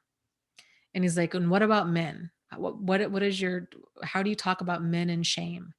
And Brene Brown had this kind of realization that she's like, oh, why she only studies women, and hadn't ever really thought about how shame impacts men. And so then she talks in her book kind of the different, and she decided to kind of dive into that, because she realizes, in order for, obviously, right, in order for us to heal this collective shame that everybody is carrying with them, that we need to open up this conversation, and that it needs to be men and women alike need to have these conversations. And shame manifests, it can manifest very differently for men than it does for women. And for us to just, kind of be, uh, to be aware of that. So she was saying that the women's messages of shame tend to be based on appearances, look perfect, do perfect, be perfect, that we may never feel good enough, or we are continually judged by our mothers, coworkers, and spouses. Women are continually asked why they aren't married yet, or why they haven't had children, or if they've only had one child, when are they going to have another? Or if they have multiple children, they get criticized if those children are too close together in age or too far apart. If a woman works outside the home, they're criticized for not being there for their children. And if they don't work outside the home, they're asked what kind of example are they setting for their daughters. Women are tended to be expected to be perfect, but they are not allowed to look as if they are working for it. Everything should be effortless. We should be natural beauties, natural mothers, naturally good parents, and so on. And the reality is that everything takes effort. No one starts at the finish line, and for us not to compare our journey to somebody else's. And she talks about, especially when you're seeing scripted snippets of their journey, which is very much the case on social media like Facebook. Some of the conflicting messages women hear that contribute to feelings of shame are: be perfect, but don't take time away from anything to achieve this perfection. If you're really good, perfection should be easy. Don't upset anyone or hurt anyone's feelings, but say what's on your mind. Dial up your sexuality in the bedroom, but dial it way down at the PTO meeting. Just be yourself, but not if that means being shy or unsure. Don't make people feel uncomfortable, but be honest. Don't get too emotional, but don't be too detached either. And let's see. And then she said, when men described their feelings of shame, this is what she heard: that shame is failure. Whether that's at work, on the football field, in marriage, in bed, with money, with children, it doesn't matter. Shame is failure.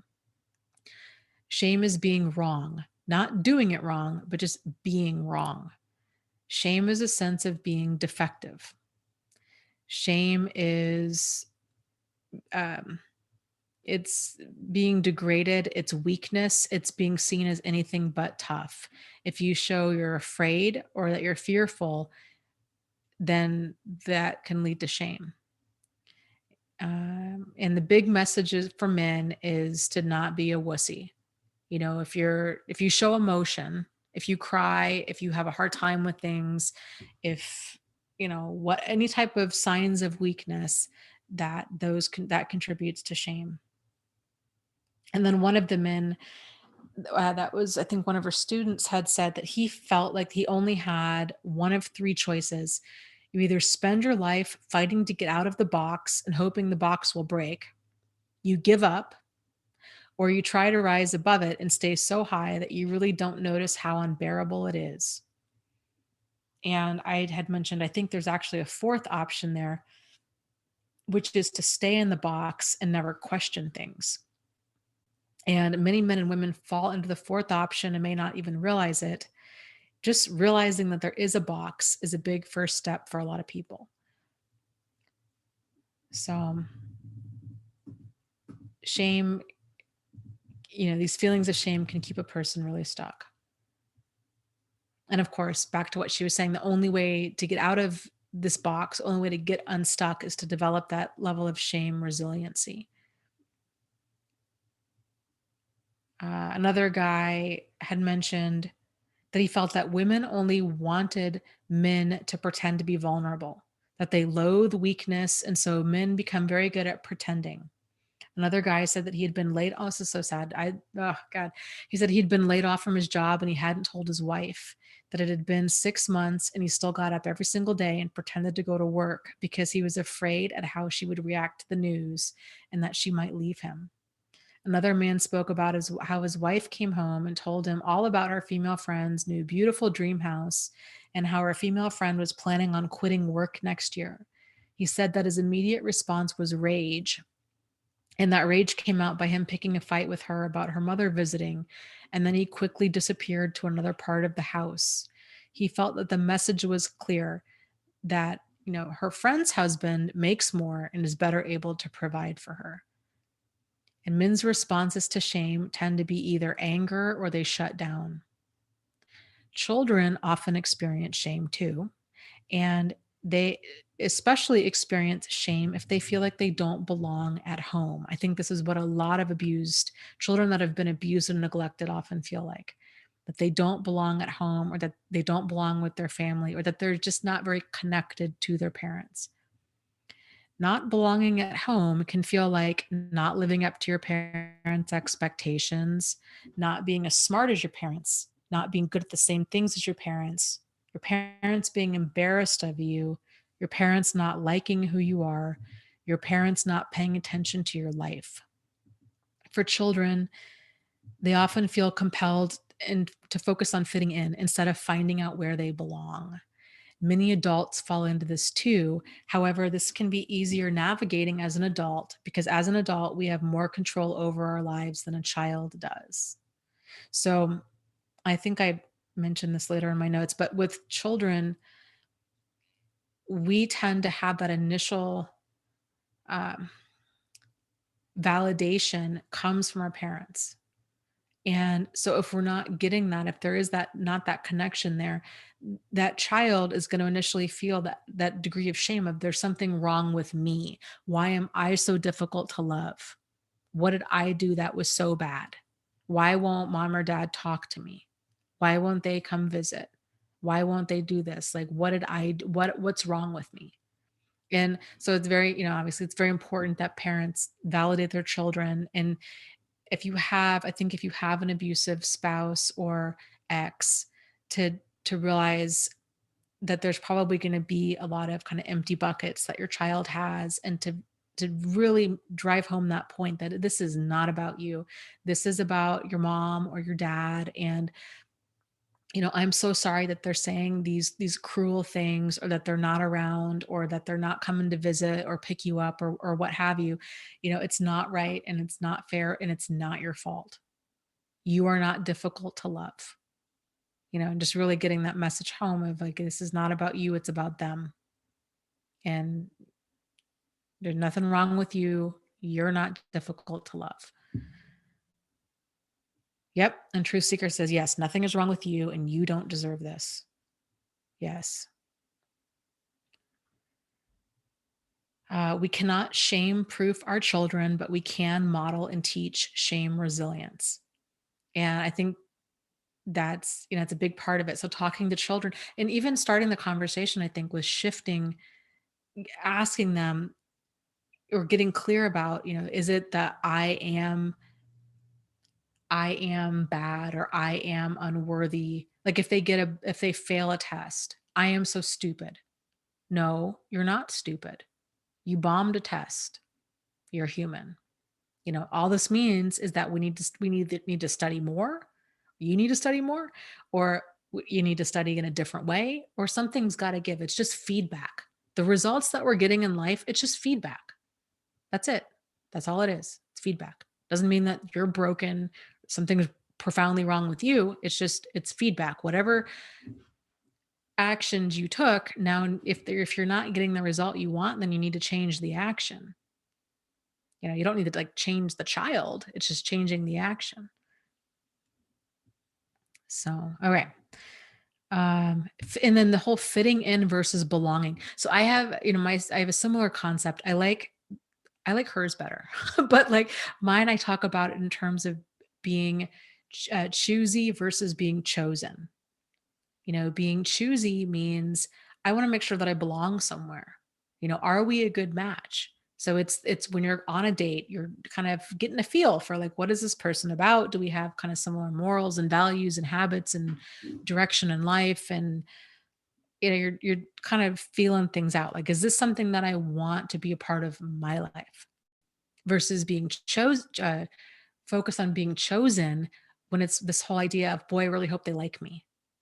And the attitude of being chosen is this attitude of scarcity of, if they don't like me, then, maybe nobody else will, or it's, kind of this thinking that there's not that many people out there. And so I better really make sure that they like me. And so I'm going to change who I am so I can fit in, versus that attitude of abundance of being choosy and, kind of seeing like, is this the right job for me? Is this the right relationship for me? Is this the right friendship for me? And if not, then you walk.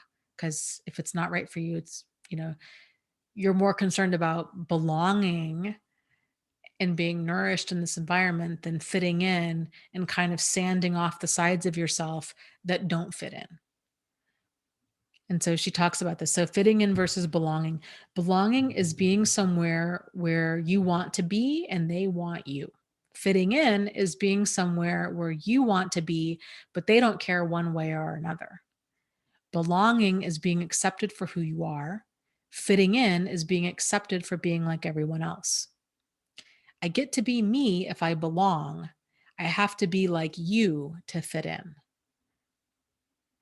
Shame resilience is a strategy for protecting connection, our connection with ourselves and with those we care about. But resilience requires thinking, and that's where shame has a huge advantage.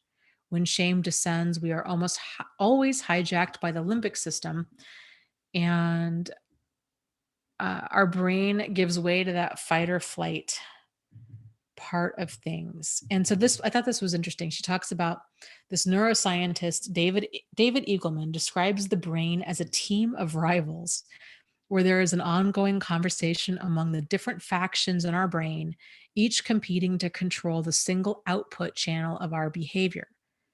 The rational system is one that cares about the analysis of things in the outside world, that would be like our prefrontal cortex. The emotional systems, our limbic system, monitors the internal state and worries whether things are good and bad. Emotions can tip the balance of decision making, which can definitely be true when it comes to shame. So, our fight or flight strategies are effective for survival, but they're not very effective for reasoning or connection. I will kind of add to that, though. I think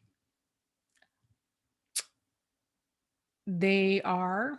I think they are important for reasoning and connection. I think um, they're oftentimes the very foundation of a solid decision. If your gut instinct is screaming at you to get out of there or to not trust this person, even though our fight or flight is not conducive to reasoning, there's a reason we have it.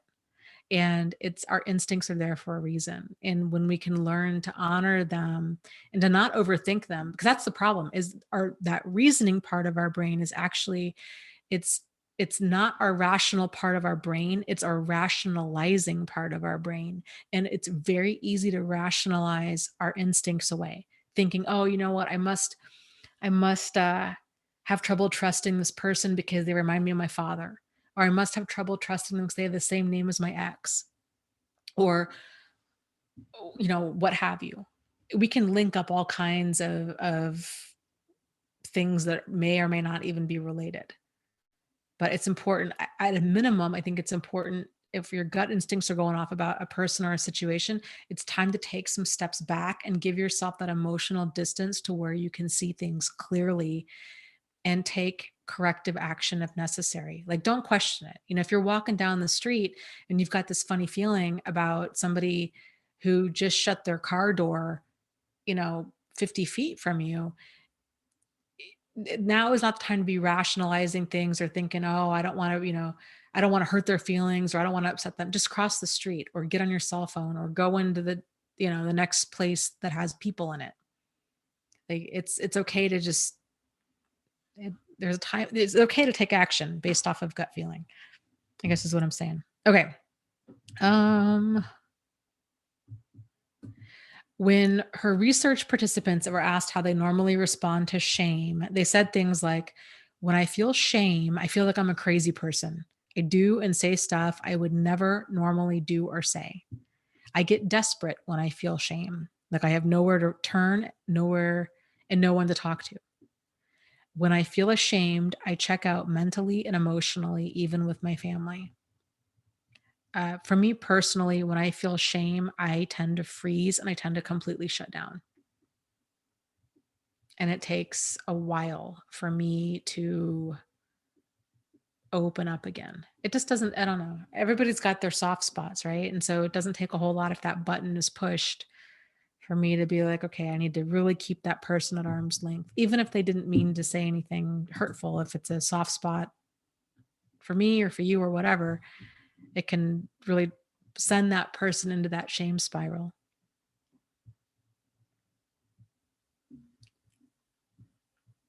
Okay, let's see.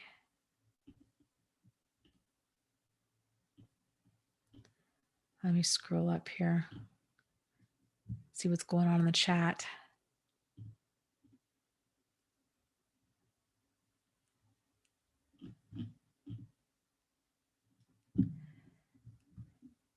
Okay. Good conversation going on in the chat. But it's hard for me to jump in and out of it and see what's going on. Let's see. Let me scroll down here. Okay, here we go. Some of us, okay, when we feel shame, some of us move towards, move against, or move away from shame. We may move away by withdrawing, hiding, silencing ourselves, and keeping secrets. We might move towards kind of reducing that mental anguish caused by shame by seeking to appease and please. This is kind of that ingratiating type behavior. And it's done in, that stuff's done in little ways and in big ways. It's interesting when you start realizing it's, of course, it's always easier to see in other people, right? Because we're not like, it's not our behavior. So we're not like, it's not so close to us. But it's really a game changer when you can start seeing it in yourself. But here's some examples of how a lot of people will do. It's kind of little ingratiating types of behavior on like on a smaller level. Is they might set a boundary in a text message, like, "No, I'm sorry, I can't." Uh, Smiley face, or um, some sort of like emoticon to try to like lighten the situation. It's just interesting. Notice how, if you do stuff like this, if you say no, like or if you're nervous around a person, if your voice, for example, my voice gets a lot, like, significantly higher, like Mickey Mouse. Like I talk way up here in my throat, and I tend to get very kind of almost like mothering, just kind of very overly concerned about them. It's a weird way that I process like that nervous energy if I am intimidated by somebody. Just the stuff manifests for different people in different ways, but it's interesting. Hiding behavior. So I had mentioned in my own life, like I tend to withdraw. Like I'll just kind of shut down the conversation. I might even leave. Um, if I get hurt, I don't tend to bring that hurt up with people. That's something I'm trying to get better with. I tend to just shut down and isolate. Hiding. So I realized this a few weeks ago. I have I have all of these like drapey tops, right? Like this top is seriously probably like, I don't even know, a 2X or a 3X. And it's really long, like I'm swimming in it, right? And I have no shortage of drapey tops. And I think a lot of it has to do with, and I think this is also too the reason I tend to like my hair long, is it hiding my body. And I think this kind of stuff started when I hit puberty.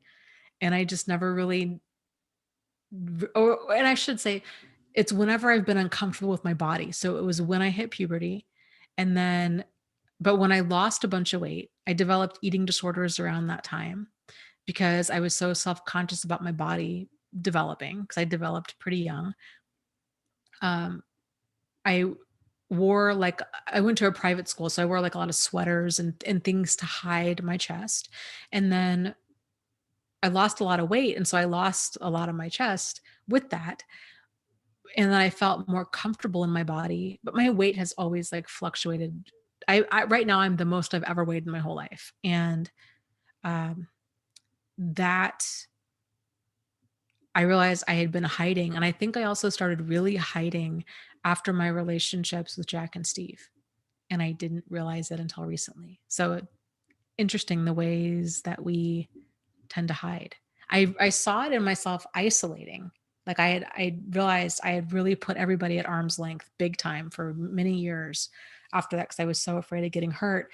And I thought, now that that wasn't such a prevalent thing, I didn't realize all the different ways I was hiding. So I don't know. It's just interesting.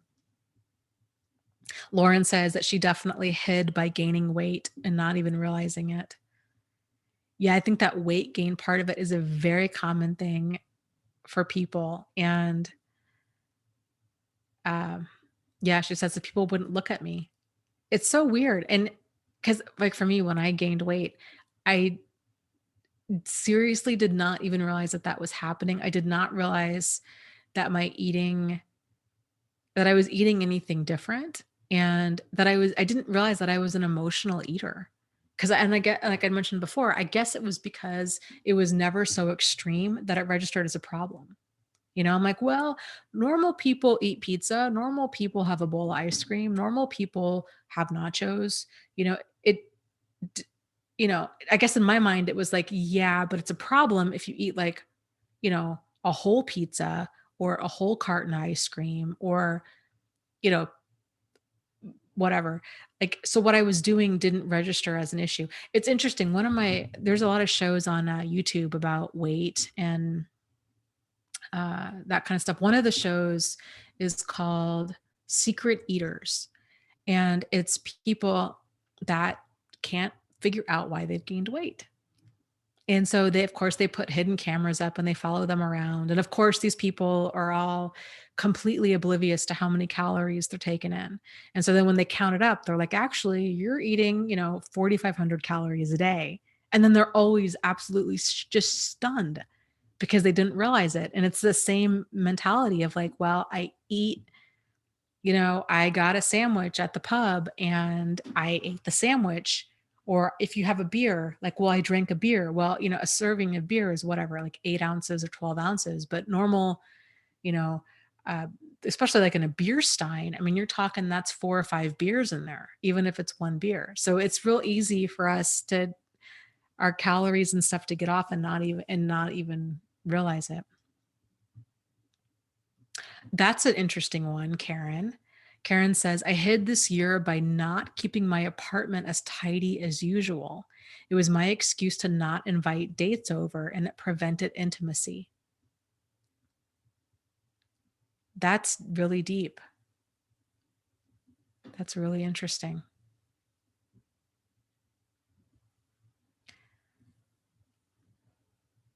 This kind of stuff, this degree of hiding, I think, can manifest in so many different ways. And by reclaiming our power over our life and over ourselves, and um, I think it really just starts with developing those feelings of worthiness and love for ourselves, which I think, and especially if a person, and it's so hard because when a person's kind of stuck in that shame spiral or that depression spiral, it can be really difficult to pull out of that. And it can feel kind of like this oxymoron or this catch 22 of saying to yourself, I love myself when we don't.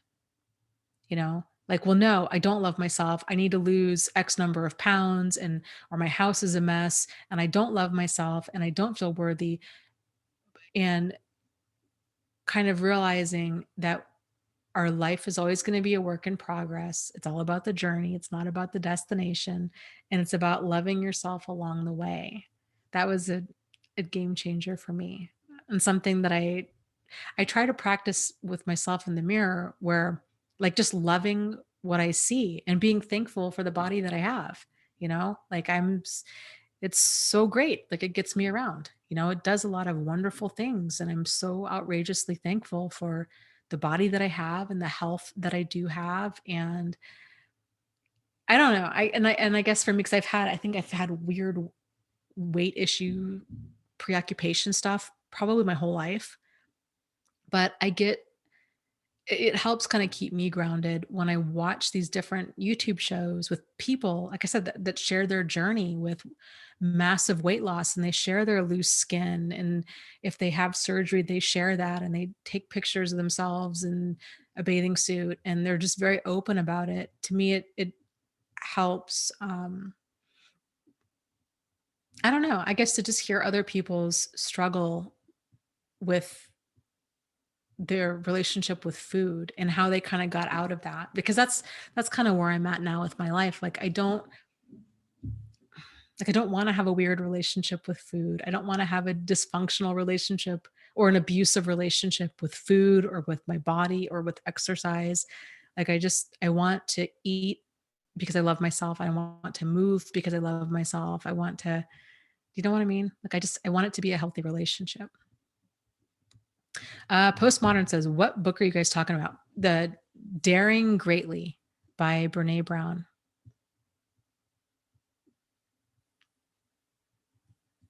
And also the book for next month, which is going to be January, if you can believe it, is going to be Codependency for Dummies, which is the book that Maria wanted to read. And so actually the next 6 books that we're going to be reading, you can find on my website, thriveafterabuse.com. If you go to book club and you click on that, you'll see the titles for the next 6 months all the way through August. Okay, let's see. So, ways we tend to deal with shame is so moving towards handling shame by seeking to appease and please, moving against by trying to gain power over others, by being aggressive and by using shame to fight shame. So, like shaming somebody else, very common. I think probably one of the more common ones that narcissists tend to fall into is the what's it's called an ad hominem attack. And so it's when if you don't, if you can't attack the person's kind of premise to their argument, if you can't attack their message, like what they're trying to say, then you all of a sudden attack the messenger. So like if you agreed that they're going to pick the children up at 6 o'clock and now they're not there at 6 o'clock, but you've got it in text messages like, hey, this is the communication that we had. This is what we agreed on. Because they can't fight that, right? Because you've got a paper trail. The only thing they have left to do is then to make you somehow feel bad and wrong because they can't own it. So they might say stuff like, oh, you're such a, you're all calling you names, right? And criticizing you and your appearance and your new boyfriend or girlfriend and your parenting and all the things that you've done wrong in the past and blah, blah, blah.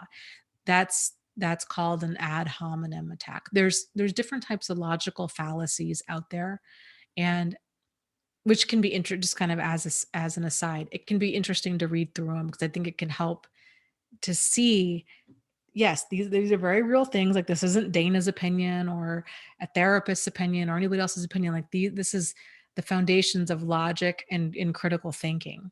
And there's lots of different, like I said, different logical fallacies out there. So it's really interesting to kind of go through them and be like, oh yeah, okay, that, I've experienced that one and that one and that one. And things will make a lot more sense if you can realize different ways that people can get you off track and you have a name for it. Okay. So let's see. Things begin to change in our life when we move from the idea of what will people think to I am enough. So it's that difference between fitting in and belonging. Setting boundaries helps to enforce this mindset.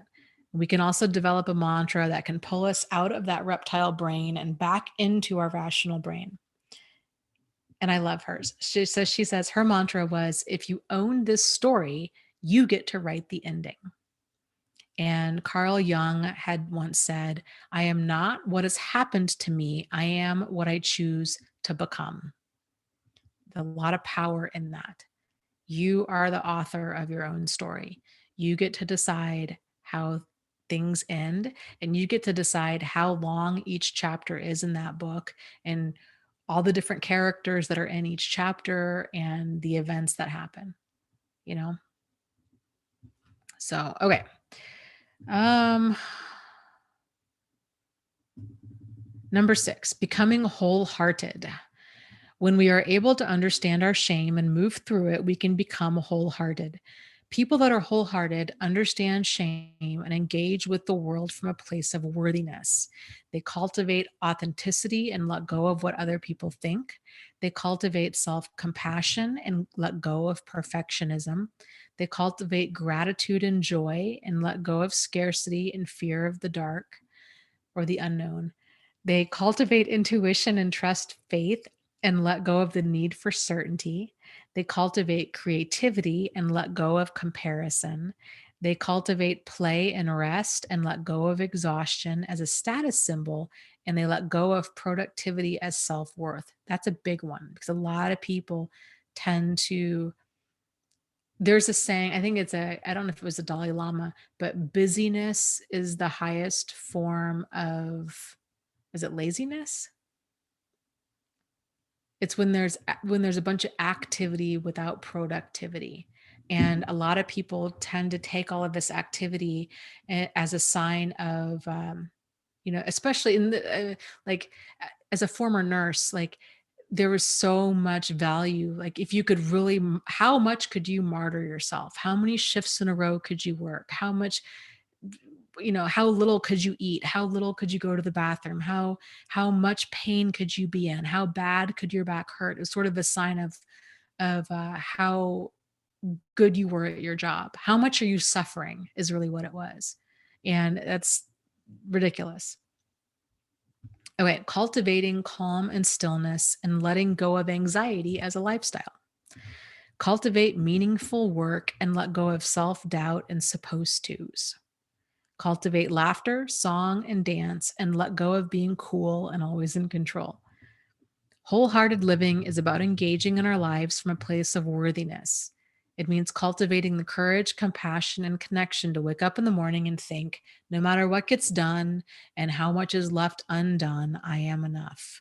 It's going to bed at night thinking, yes, I am imperfect and vulnerable and sometimes afraid, but that doesn't change the truth that I am also brave and worthy of love and belonging. Okay. Let's see here. Living a wholehearted life also involves staying mindful of our numbing behaviors. I think that's a big one too.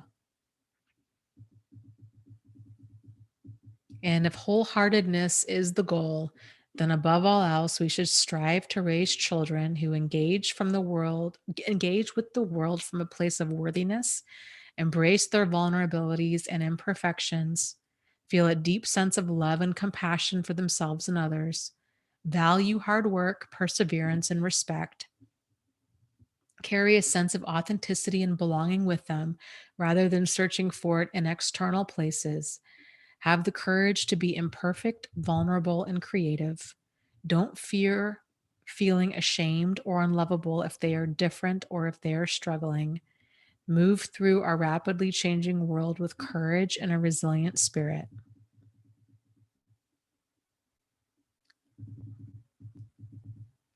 Okay. And that shame is the lack of feeling of worthiness. And I think she brings up a great point. She says, worthiness doesn't have prerequisites, but shame wants us to think that it does. It's the whole I'll be worthy when. I'll be worthy when I lose weight, if I get accepted into the school, if my spouse isn't cheating, if I get promoted, once I'm a parent, if he asks me out, if no one finds out, once I buy a house, once I make a certain amount of money.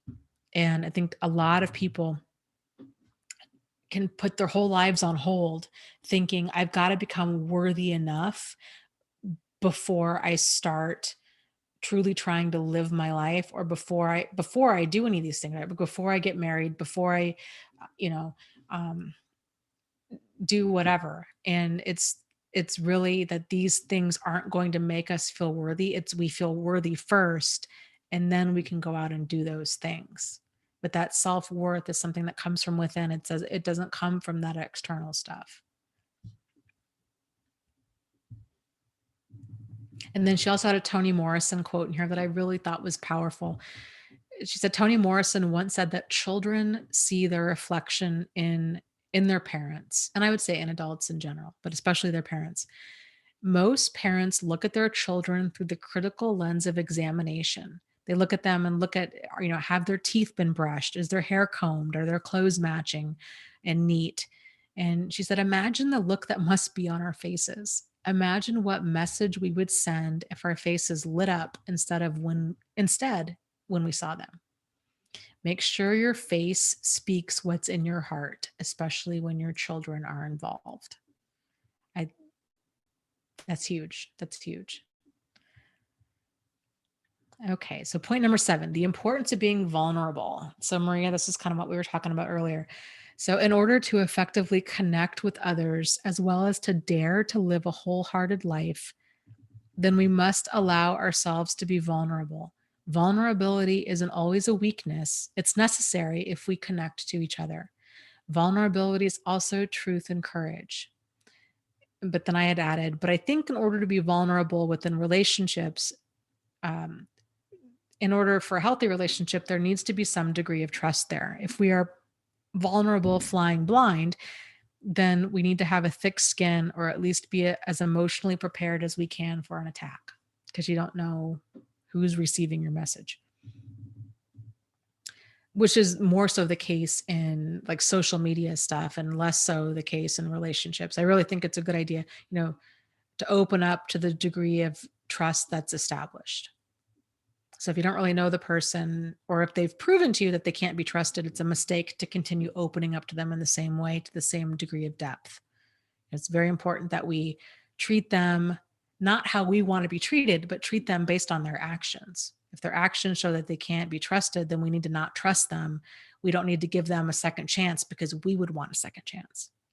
So it's a big, kind of shift in thinking there.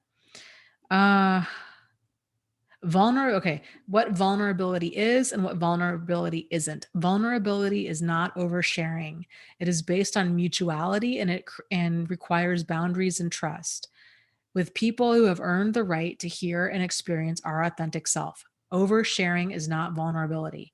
In fact, oversharing often results in disconnection, distrust, and disengagement. I think this is definitely true in real life. Like I had mentioned before, there's kind of this weird thing going on at the internet where uh, oversharing is very common. I overshare a lot of stuff on my channel, and the different weight loss channels that I've talked about definitely overshare. But it's just kind of the state of the current state of the internet. And I don't know, I think it can be really cool. The downside to that though is when your online world and your real life merge, that can be awful. And I've had this happen, a handful of times where I think I'd mentioned it before, that I went on this date with this guy. This was like, I don't even know, 3 or so years ago. And he, of course, had Googled me and had read my blog and watched my YouTube videos. And we were having dinner. And that was another mistake because I don't do that again. Like, anyways, we had this long dinner, and you kind of know within the first 10 minutes if there's a chemistry or a connection. But we had this dinner, and then he starts talking about my blog, and he wants to start talking about, narcissism and all of this stuff. And I just felt the blood like leave my face. I was horrified, and I was so embarrassed and felt so vulnerable because I knew nothing about him and he knew so much about me, like deeply personal stuff. So it's just, I don't know. Awful. Something to consider if you're putting stuff out there, like on the internet. Uh, and then she says, okay, when you are sharing stuff, ask yourself, why am I sharing this? What outcome am I hoping for? What emotions am I experiencing? Do my intentions align with my values? If there is there an outcome, response, or lack of a response that will hurt my feelings? Is this sharing in the service of connection? Am I genuinely asking the people in my life for what I need? So I think that's a big thing. And this is another way too, where Missouri Cowboy touched on it a little bit earlier, where there's some of the stories that you might hear from an emotional manipulator may or may not be true, but something that human beings that we tend to do is when that we start laying down our vulnerabilities, this how that dance tends to kind of work is like one person will share something about themselves, then the other person will share something of kind of equal significance to that other person. And and of course, like, this is a lot of this is just subconscious, but it's how people tend to bond and relate. And so if you're not aware of that this is going on, it can a conversation can become very deep very quickly, and we may or may not be okay with that. And so that's the thing too, like with emotional manipulators, they may be telling you very deep stories about childhood abuse or you know their crazy ex or what have you. And it can create this false sense of, oh, this person really gets me, or it can create a sense of like sympathy. And we might decide, okay, they're telling us this deep story. So, because we want them to be comfortable, then we match the level of the topic to something that we've experienced. And next thing you know, we're telling them all stuff about ourselves, thinking that we're establishing this connection. But if you're dealing with an abusive person, you're dealing with somebody who's not in reality. Like they have this totally screwed, twisted, you know, raccoon chewed wiring that's under their hood, right? Like, and so we're thinking that we're connecting, but we're not. Like it's just yeah, so, and of course, like, how does anybody, the only way that is through time and slowly getting to know a person and seeing like what kind of thought process is there.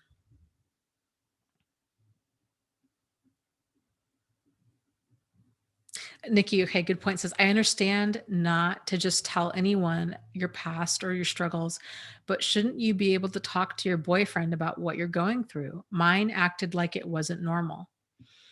Uh, for a person who's never even come close to experiencing something like this, it's not normal. And they're not going to, and a lot of people are probably not going to understand. And they're probably going to approach this topic like a lot of other people do, which is, why did you stay? Or what, you know what I mean? Like those kinds of questions. Like, why did you stay so long? Or how did you not know you were being abused? Or like, pick any one of like the insensitive things that other people tend to say because they don't get it because they've never experienced it. And so it's very common. If your boyfriend is a jerk about things, or your significant other in general is a jerk about what you're opening up about, there's still, even if a person hasn't experienced something like this, it's important for okay, so like most emotionally mature people have a certain degree of tact and empathy and um, respect for other people, you know? So if that's not there, if you're kind of getting these snarky comments or these kind of just jerky comments, or your whatever you're opening up about is somehow being used against you, that kind of stuff, that's not normal and that's not okay. Like that's not cool. And at that point, it would be a good point to kind of start backing up slowly, I think, from that person, especially if they're using stuff, deeply personal stuff against you.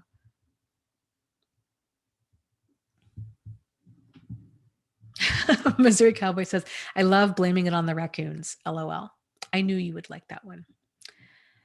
Being a farm guy, I'm sure you deal with that stuff on a regular basis. Uh, yep. And Alcuda Babe says, no, you do not have to share. You share with people who have earned the right to hear your story. I used to kind of refer to this as like our experiences and your hopes and your dreams and anything that's fragile. Okay, hopes, dreams, past traumas, it's a lot like having you're carrying around a nest with eggs inside of it, and you have to be very careful to you know guard that nest and kind of who you're giving access to your eggs. And emotional manipulators, they can do a really great job at getting way closer than we want to that. And I think it's just people in general too. Then this is especially true with well, it's true with all of it, with our past traumas, but with our hopes and dreams is, if somebody, if they've got a history of like smashing eggs or stealing eggs or breaking eggs or knocking over your nest, it's a good idea to not let them near that. They've proven that they haven't earned that level of responsibility to handle what is near and dear to you. So, and kind of along the lines of like hopes and dreams, that kind of stuff, because it hasn't come to fruition yet, it can be very fragile. And a lot of people are going to tell you that what you want to do in your life is not reasonable and it's not possible, or that it's not possible for you, or that you need to just get reasonable and you find a good job and you stay there and you just do what everybody else does and you just rot away in a cubicle. And then once you retire, then you can go out and live your dream. And honestly, and if you want to do that, there's nothing wrong with that either, but it's knowing what you want to do. So being very careful about who you open up to about any of it, your past or your future.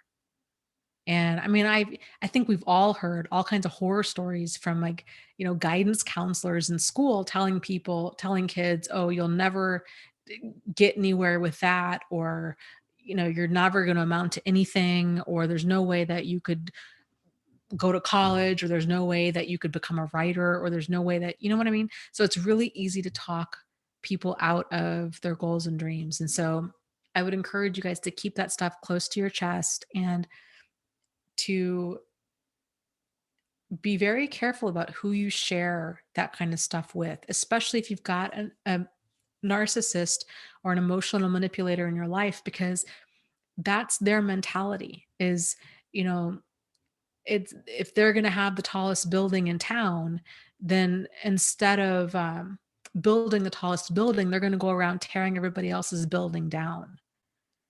And so for them to have hopes and dreams, they're going to go around destroying everybody else's because they're so threatened all the time. So just kind of for what it's worth.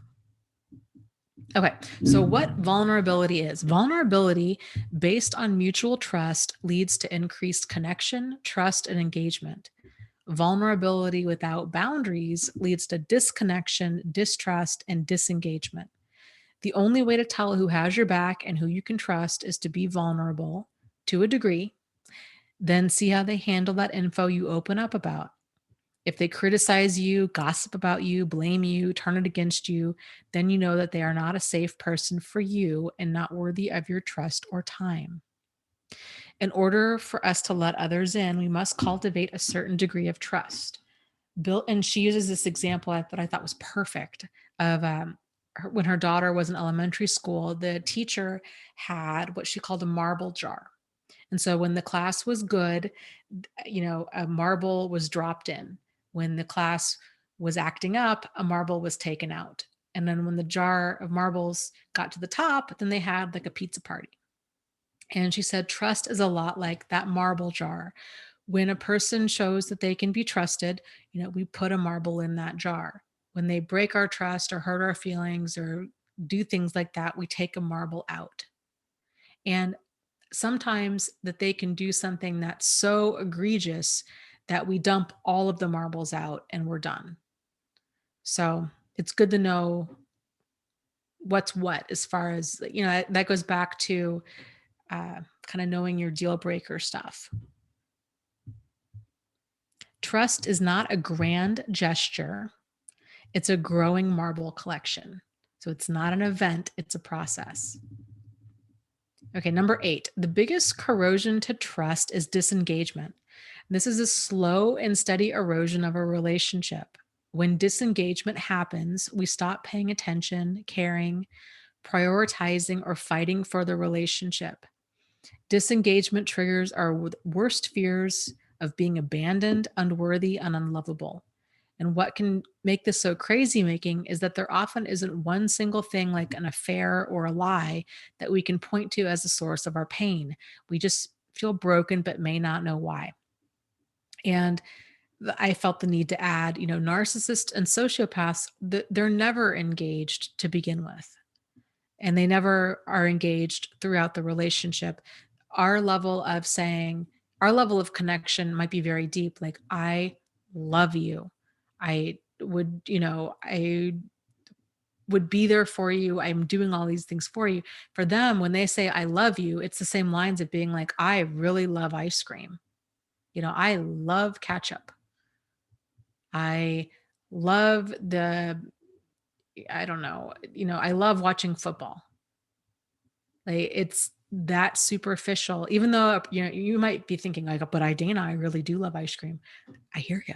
But it's not to that same level, right? It's saying like, I love this person. It's the same words, but the level of depth is not the same, or it shouldn't be the same, right? That there's a problem there. Uh, so to know kind of when they're if there's not that level of engagement in a relationship, then there really is no relationship. And that's what's so hard is it's like falling in love with a brick wall. you know we might really love the wall, we might want the wall to change, or falling in love with the porcupine and hoping it can become a kitten. Like, it is what it is, and it takes us an awful long time for us to truly comprehend that this could actually be a porcupine when you know, we were under the pretense that it was actually a kitten, and it kept telling us that it was a kitten, and it meowed like a kitten and it acted like a kitten, but it's got quills, and it's definitely, very definitely a porcupine. So it's a porcupine pretending to be a kitten. It's just very confusing. So, okay, let's see. Where am I here?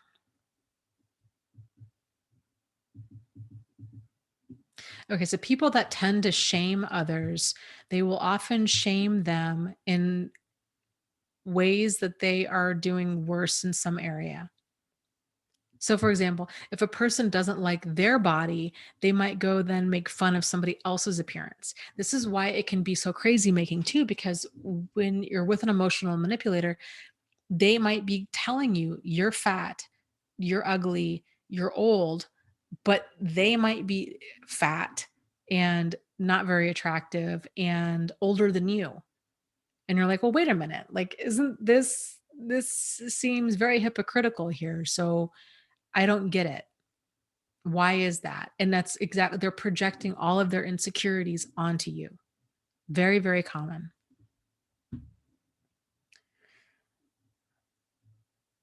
Let's see. Okay, number 9, self-love. Self-love allows us to be vulnerable in new ways, and that's what love is all about. So, and then I kind of put I put, well, kind of. To me, self-love is knowing that we matter, that our time, energy, emotions, and mental and physical health and safety matter. It's knowing when to be vulnerable and when not to be. Being vulnerable or continuing to be vulnerable around the dangerous or destructive person shows a lack of self-love.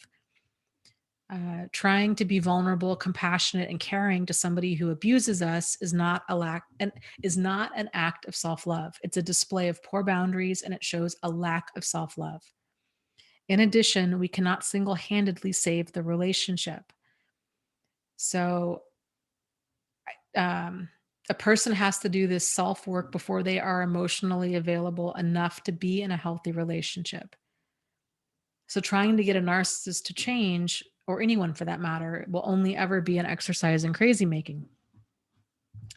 So let me just kind of like back that up a little bit. So she had said self-love allows us to be vulnerable in new ways. And I think and again, of course, like this book is not written, I think, through the lens of understanding abuse. So I'm not dogging on Brené Brown at all because, like I said, I know I love her work, but I feel like it's just important that we talk about it through our context here. Self love, when we do love ourselves, it can for sure allow us to be vulnerable in new and healthy ways. But the core of self love is loving ourselves enough to know, I think, when to be vulnerable and when not to be vulnerable. Kind of point what I was trying to make. And then, oh gosh, yeah, this about maybe fall out of my chair. I did not like this part at all. But again, I know that she was not writing the book with us in mind.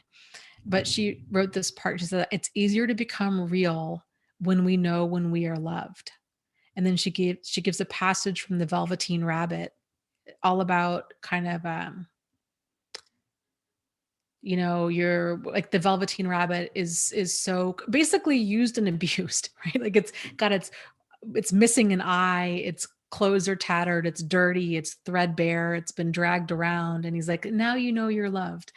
And and of course I'm like, oh, like just cringing the whole time that I'm reading this. I'm like, this is such a terrible passage to put in here. It totally fosters this mindset of like martyrdom and codependency. But again, I know I really don't think she meant it in that way, but boy, howdy, did it come across that way to me. Uh,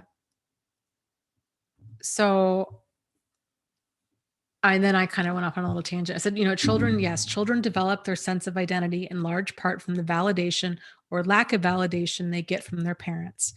If that validation and acceptance isn't there, a child will most likely start turning towards others for that sense of connection and validation. This is how and why kids get into gangs. This is how adults get into cults and abusive relationships. If we don't have that early sense of validation, then we are forever seeking that validation and sense of self from others, usually abusive others who don't validate us, but instead, ironically enough, project all of their insecurities onto us. If we are needed to be loved in order to be quote unquote become real, then in adulthood, this is codependency at its worst.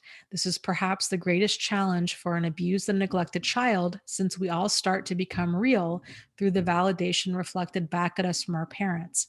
The only way to break the cycle of needing others to love us so we become real is to learn to love ourselves and to realize that we matter and that we have value and worth as a human being simply because we are here, because we are each unique and have our own gifts to share with the world. So that was, I think, a part that I really like needed to clarify with that. There is no shortcut. In even if a person gets into an amazing relationship, and they're married for 50 years, if you're looking outside of yourself for love and validation, and if and when that person goes, the marriage ends, they die, something happens, we are back to square one again with learning how do we love ourselves, how do we feel that way, right? And then we can become incredibly vulnerable. And again, people get caught up in like all kinds of like online dating scams and problematic friendships and abusive relationships and you name it, because they're so starved out and they don't know how to feed themselves. So, but again, this stuff's not, it's not taught. So understandable how people would get caught up in all of this stuff. Um, okay, number 10 is masks and armor. Masks and armor protect us from feeling vulnerable. They can make us feel safer even when they become suffocating. The irony is, when we're standing across from someone who is hidden or shielded by masks and armor, we feel frustrated and disconnected.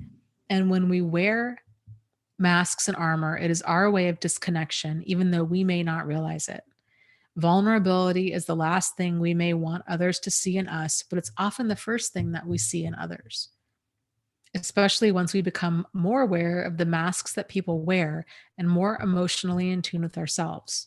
And frankly, once a person sees a mask for what it is, the masks look silly and they don't hide anything. If anything, they are often a big neon sign saying, "Hey, this is what I'm insecure about." So, like I was saying earlier with my big baggy tops, or when people gain weight, it's so funny how we're like, yeah. I I'm doing this so nobody notices me. But the reality is people are like, wow, she sure is wearing a really baggy shirt, or that's so great. She really gained a lot of weight, right? Like people, it's so such a primitive thing that we think that we can hide when we're not. Or what I see a lot of with this is with I think women especially is makeup. And I remember I was talking to this one guy, this was a few years ago, and he was talking about how women wear so much makeup, and I really kind of just chalked it up to like, oh, this guy's just being a misogynist. I mean, give me a break. Like if you really think that, if I have a green eyeshadow on, if you really think my eyelids are like sparkly green, then I don't know what to tell you. Like I'm not trying to be manipulative. It's sometimes makeup can be fun, right? But then I began spending time on YouTube and Instagram, and I'm like, good grief. Like it's one thing to wear makeup, but it's another thing to actually totally change how you look, like radically change your appearance. And I'm not saying that it's bad or wrong, but I think a lot of times when people do stuff like that, it's insecurity. And um, I for me, I see it, and I this was me like for a while in my life. Like I had platinum blonde hair and I had blue contacts. I'm not even kidding you. So I didn't at the time, I just thought this was fun. This was just a look. It was something different. But hindsight being what it was I really was disconnected from myself. I didn't like myself and I didn't like the way I looked. And so I was trying to radically change that appearance.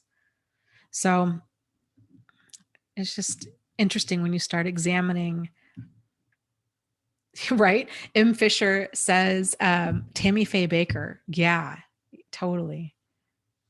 Tons of makeup. There was one, it was a show, I don't know if you guys have ever seen it, called What Not to Wear.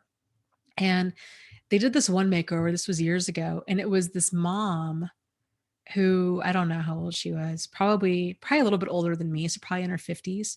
And she had not changed her makeup since like probably mid 80s. She had like platinum blonde hair. It was kind of maybe even late 70s. Frost pink lipstick, blue eyeshadow, and the Tammy Faye Baker mascara going on. And it was her way of hiding. She stopped changing her makeup in a decade that she felt the most attractive in. Is probably what was going on, right? Like that was kind of, she felt the best and then she just stayed there. And her clothes and her makeup were in that decade. And so her family wanted to give her a makeover. She got a makeover. They gave her a different color blonde.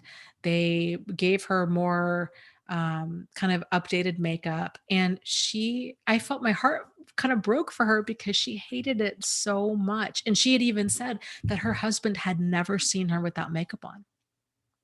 She would go to bed with a full face of makeup. And I mean, like Tammy Faye Baker degree of makeup, and would wake up before he got out of bed and would go reapply her makeup. Either she would add more to it or she would shower and then put more on.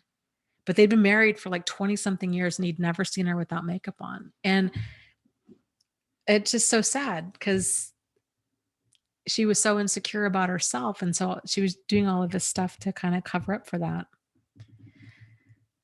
Uh, okay.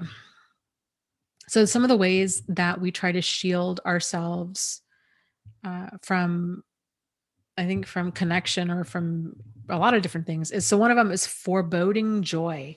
It's that paradoxical dread that clamps down on momentary joyfulness.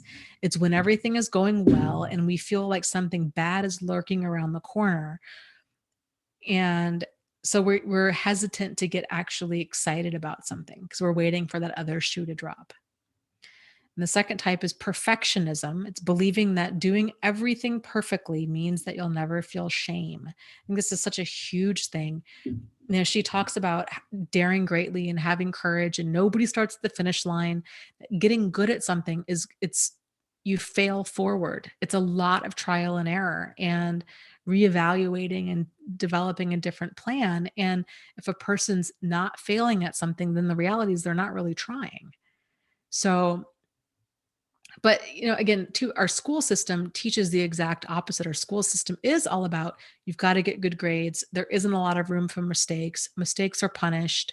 There is a degree of like perfectionism that's rewarded, but the reality is, in real life, it's very different. It's all about, the most successful people I've ever met are the ones that fail the most, because, and they continually learn from their mistakes. So it's just the attitude that we have about the mistakes that we make. So then the third type of way that we try to shield ourselves has to do with numbing. It's the embrace of whatever deadens the pain or discomfort of pain. Oftentimes for people that can be TV, that can be spending money, it can be drugs, it can be alcohol, it can be sex, it can be food, it can be exercise, it can be anything that just kind of numbs our reality. And then she says, joy, success, or wholeheartedness does not come from being perfect. It comes from cultivating the courage to be vulnerable, imperfect, and self compassionate. Perfectionism is a hazardous detour and keeps us stuck and unable to move forward. So true. Perfectionism is a defense maneuver. Perfectionism is not self-improvement, and it's about trying to earn approval from others. And I had added, I think it's also a fear-based move, especially if we are looking at other people's work as a measurement of where we should be. And I am so guilty of this.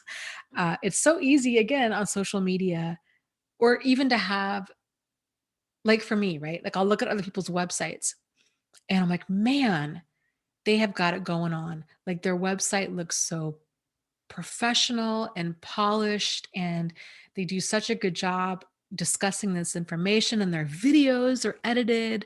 They don't have spooky ghost voices. They don't have bugs flying in their hair. They don't have this ongoing audio issues. They don't have these awful thumbnails that I tend to have. You know what I mean? Like it's so easy for me to get caught up in like they're doing things so much better. And then the reality is they are.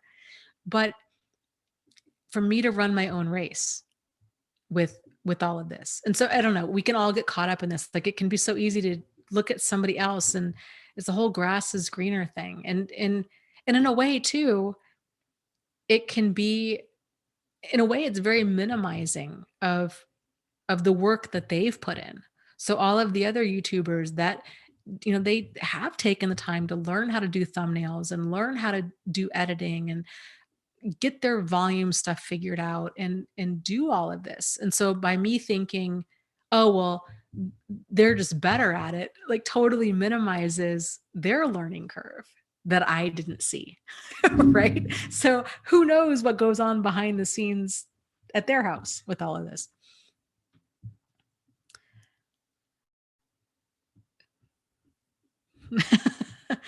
Marzia is laughing at me. Yeah, it's so true. Postmodern says, "Hey, I like your videos." Okay, postmodern, you bring up a great point. She says, "I still hear the person I was in a relationship with in my head." That voice is can be difficult. I think a lot of people struggle with that, and it can be difficult to get rid of. The good news is if you can separate that voice from your own. So that can be its own kind of interesting process to figure out how many people are like living in my head. Who is all of this? Is it me? Is it a parent? Is it my ex? Is it a few exes? Is it a teacher? Where are all of these critical voices coming from? Who's who's talking here, you know? And then going back through and this was an old, I think this was a Jim Rohn technique from back in the day that I remember reading in one of my early self-help books that I remember reading. And he talked about that negativity and that negative voice. And he would say the words cancel, cancel as a way to kind of snap himself out of the grips of that thinking. And then he would replace it with like a positive affirmation or just positive self-talk. So if he was hearing something like, oh, you could never do that. Who do you think you are? You'll never be successful. He would say, cancel, cancel. And then he would replace it with, there's a lot, you're a capable guy, you're an intelligent guy, you're a good learner, you're so interested in this information. Of course you can become successful. You just got to keep at it. And like he would fill his brain with something positive. So there's a lot of um, that kind of stuff that we can do.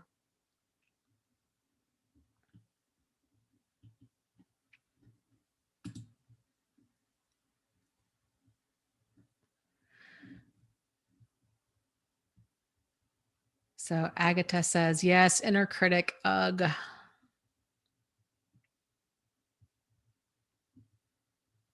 Karen Miller says, LOL, how many people are living in my head? Yes. So here's another interesting thing. So you guys have heard me talk about these pens, these Pilot pens. I love Pilot pens. Um, these pens for a while now, and I absolutely love them. Little side story as to how they came into being. So there's this other exercise, and it was in a Napoleon Hill book. I think it was Think and Grow Rich. I think it was. And he talks about having a mastermind. Is that, or is it a barn raising? Might have been a barn raising. He talks about something about having, like, creating a boardroom of people, either real or fictional, living or dead, does not matter. It's people that you like certain attributes about them. So you might, for example, pick Einstein because Einstein was really creative and he was intelligent and he was very much a problem solver. You can decide however many people you want around this little round table of yours. So you might decide, okay, Madonna, she's got confidence. She's, very comfortable with her sexuality. She's very outgoing. She's very strong. So that's why I'm going to put her there. I'm going to pick, Eckhart Tolle because he's very, or maybe the Dalai Lama. They're very grounded, very centered, very relaxed, very peaceful. So one of my people around my round table was Oprah. And I really liked her because I was like, you know what? She just seems like a good friend. She would be somebody that would help motivate me and would be just, I would think, a very good friend. So and this was in my early days of YouTubing. And so what I would do is whenever I was needing to cultivate those certain things, like my creativity, in my mind, I would be like, hey, Einstein, what do you think about this? And then I would kind of like envision what he might say about that. It's just a fun little exercise to do. So at one point I had said, I was going through, yes, I was going through my comments. That's what it was. I was going through my comments and there were a couple of like really mean ones. And I was so angry. Like I could feel my face turning red. Right. And, I had a regular ballpoint pen and I don't even know what I was doing, but I was doing something. And so I was like, okay, inner Oprah, like, how am I going to handle this? Like I was trying to cultivate Staying grounded is kind of what it was. And inner Oprah was telling me, she's like, girl, I don't know. Like, basically, it was like, girl, I will hold your earrings. I will hold your purse. Go get them. And I remember thinking, like, inner Oprah, you are not, this is terrible advice. Right. And I was kind of laughing to myself how inner Oprah would totally be down for me to get into a fight with some people. And then inner Oprah, while she was at it, was like, and girl, what is up with these ballpoint pens? Go get yourself some pens that you really like. And kind of interestingly enough, so Oprah is a big pen collector and has all kinds, because she's really into journal writing and stuff. And so of course I didn't get into a fight with that YouTube person, thank goodness. Um, I benched my inner Oprah on that one, but I was like, you know what? I'm going to take her advice and I am going to go get some of my Pilot pens, which, of course are not Oprah level pens, but I love them so very much. And that was my big splurge. That was my first big splurge in, I think, kind of really reclaiming things. Like, I really began realizing, man, I've been selling myself short in a lot of different ways. I've been drinking cheap coffee and stuff, not like I'd been making do with a lot of stuff. And it's like, not that I spend a lot of money on things, but there's certain things that I feel like are worth the money. Coffee being one of them, my pens being another one, um, bread being another one. So I don't know. It's interesting. So if you're having these voices come up to kind of assemble your dream team of people, and how in practice, like, what would they say about this, or how would they handle this? Because maybe you're feeling like, you know what, my ex's voice is still in my head. Maybe visualize him sitting at that round table, and then maybe visualize him getting voted off the board and replaced by somebody else. So using a lot of visualization techniques, I think, can really help in this process. And I think, different people are different, but I think for a lot of us, visualization can be very powerful.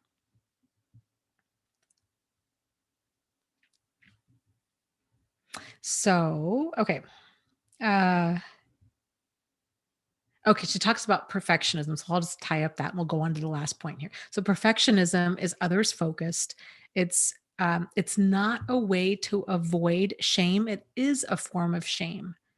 Perfect is often the enemy of good enough. The 20-minute walk we take is better than the 4 miles we didn't run at the gym. The takeout Chinese food we share with friends is better than the elegant dinner party that we never host. Oh, I think Agatha, thank you for the live stream donation, and says that's 4 extra pens. Thank you. I will put them to good use, because this is my splurge, and it makes my heart happy. I love these things. So thank you. Okay. And point number 11 is, actually, let me back up to the perfect is often the enemy of good enough, because that is a big thing. Here's another example that was from today. So I was in my writers group, and this group, and it's a mixed bag. There's people in there that have just started writing, that haven't published a book yet. There's people in there that have been writing for 40 years and have published, I don't even know, like over 50 books. There's people in there. There was one guy in there the other day. It was so cute.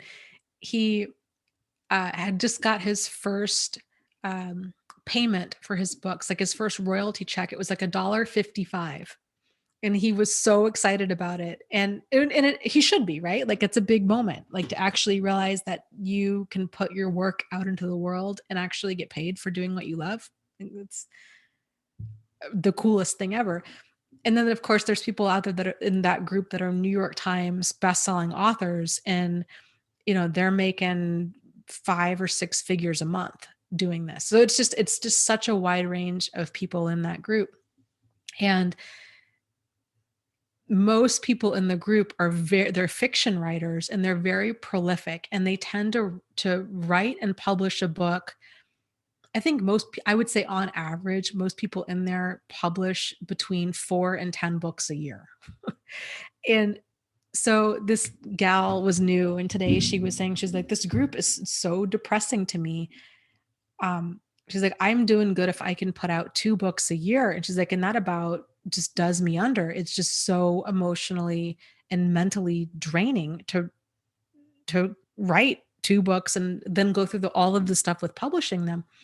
And, um, it was interesting kind of watching the group, and people were talking and like, "Hey, you know what? Seriously, if the prolific writers out there and then those New York Times bestselling authors, if that kind of stuff is not motivating, because depending on what mood you're in, it can either motivate you or depress you.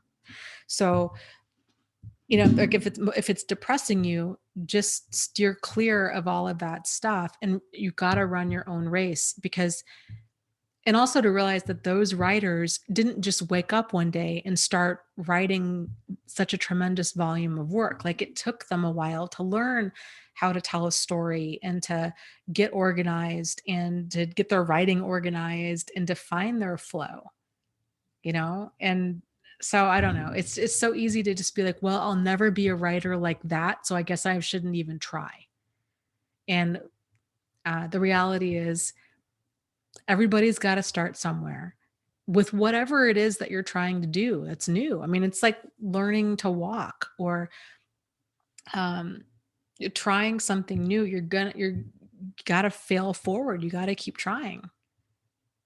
So my mom had an art teacher once who I thought gave them a really good um, kind of like a not really a homework assignment, but a good project, I guess. So she had them use these different techniques to paint this landscape. And I should add that my mother is in many ways, I don't know if I'd say she's necessarily a perfectionist, but she's she wants to do things. I guess the kind of is perfectionist. She wants to just do things right.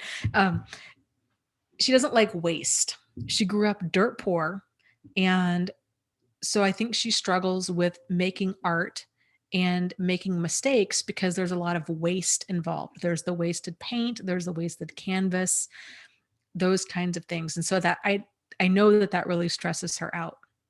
And so even if she paints on paper, it's still that idea of I really want to paint something that's going to turn out good because I don't want to waste this stuff.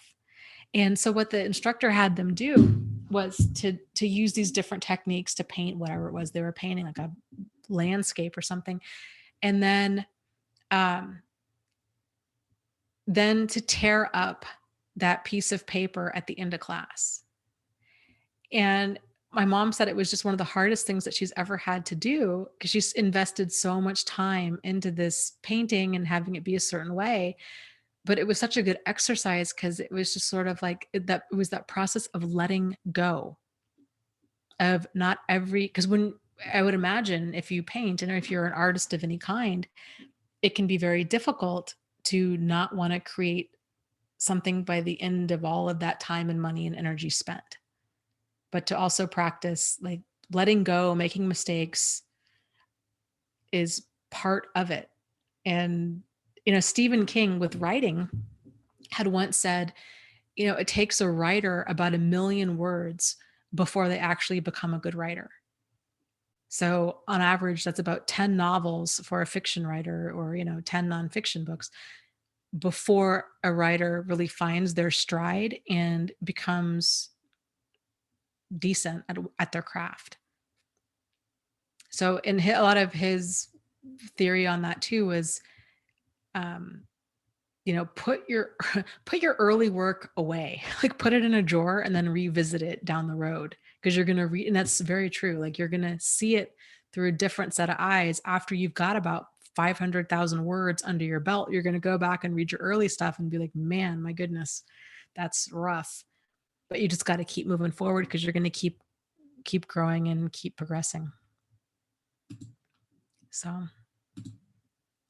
and oh, thank you, Postmodern, for the live stream donation. Says Merry Christmas and Happy New Year. Thank you so much. I appreciate that. Yeah, and postmodern also says, "I've painted over a lot of my canvases. I'm such a perfectionist as a writer and as a painter." Yeah, I get it. I struggle.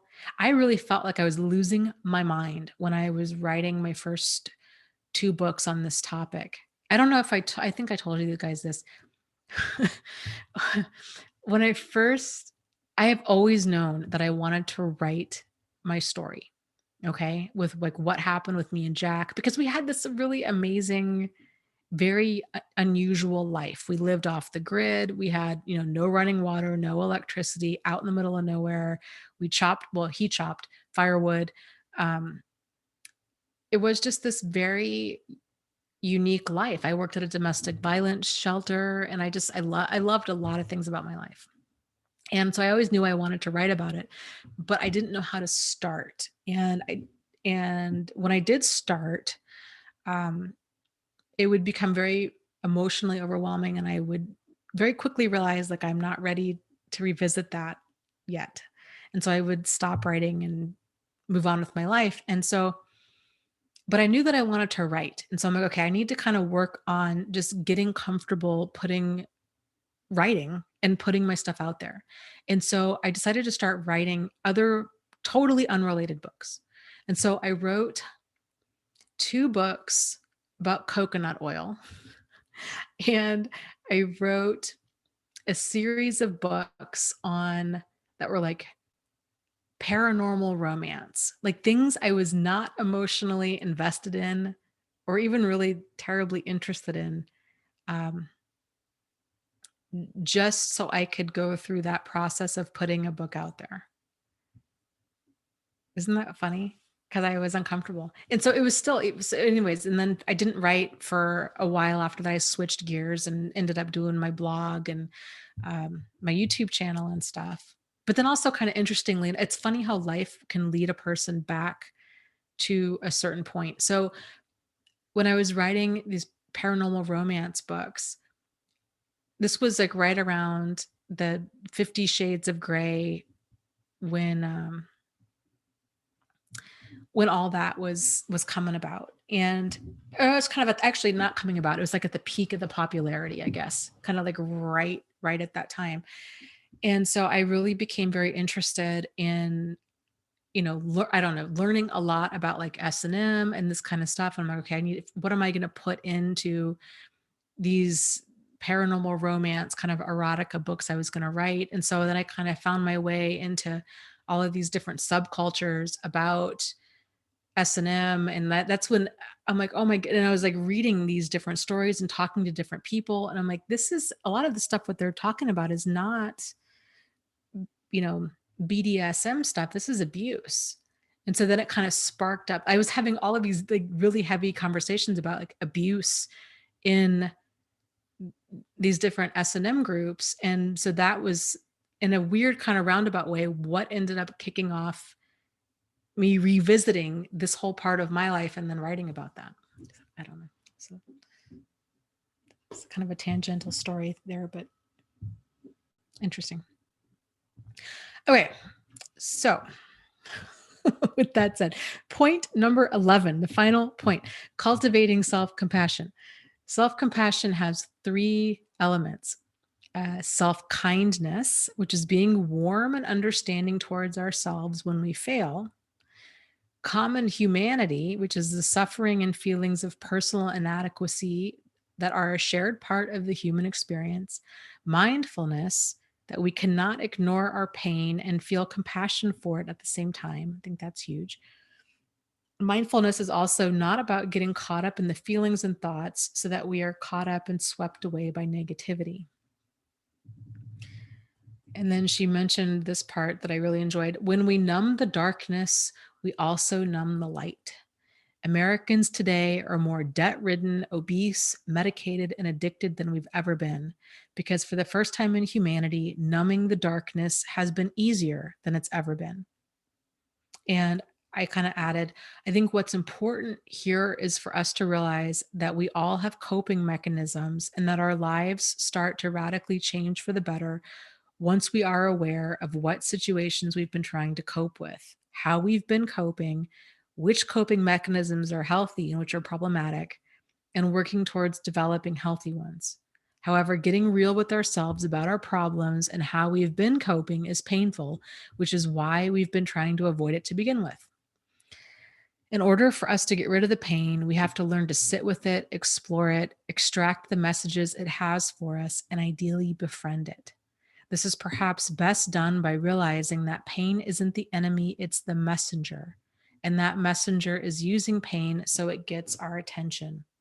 The more we can lean into it and get the message, the faster the pain will dissolve. This is easier said than done, and it does take practice. That's what I got. So, yeah. Let me let me scroll down here.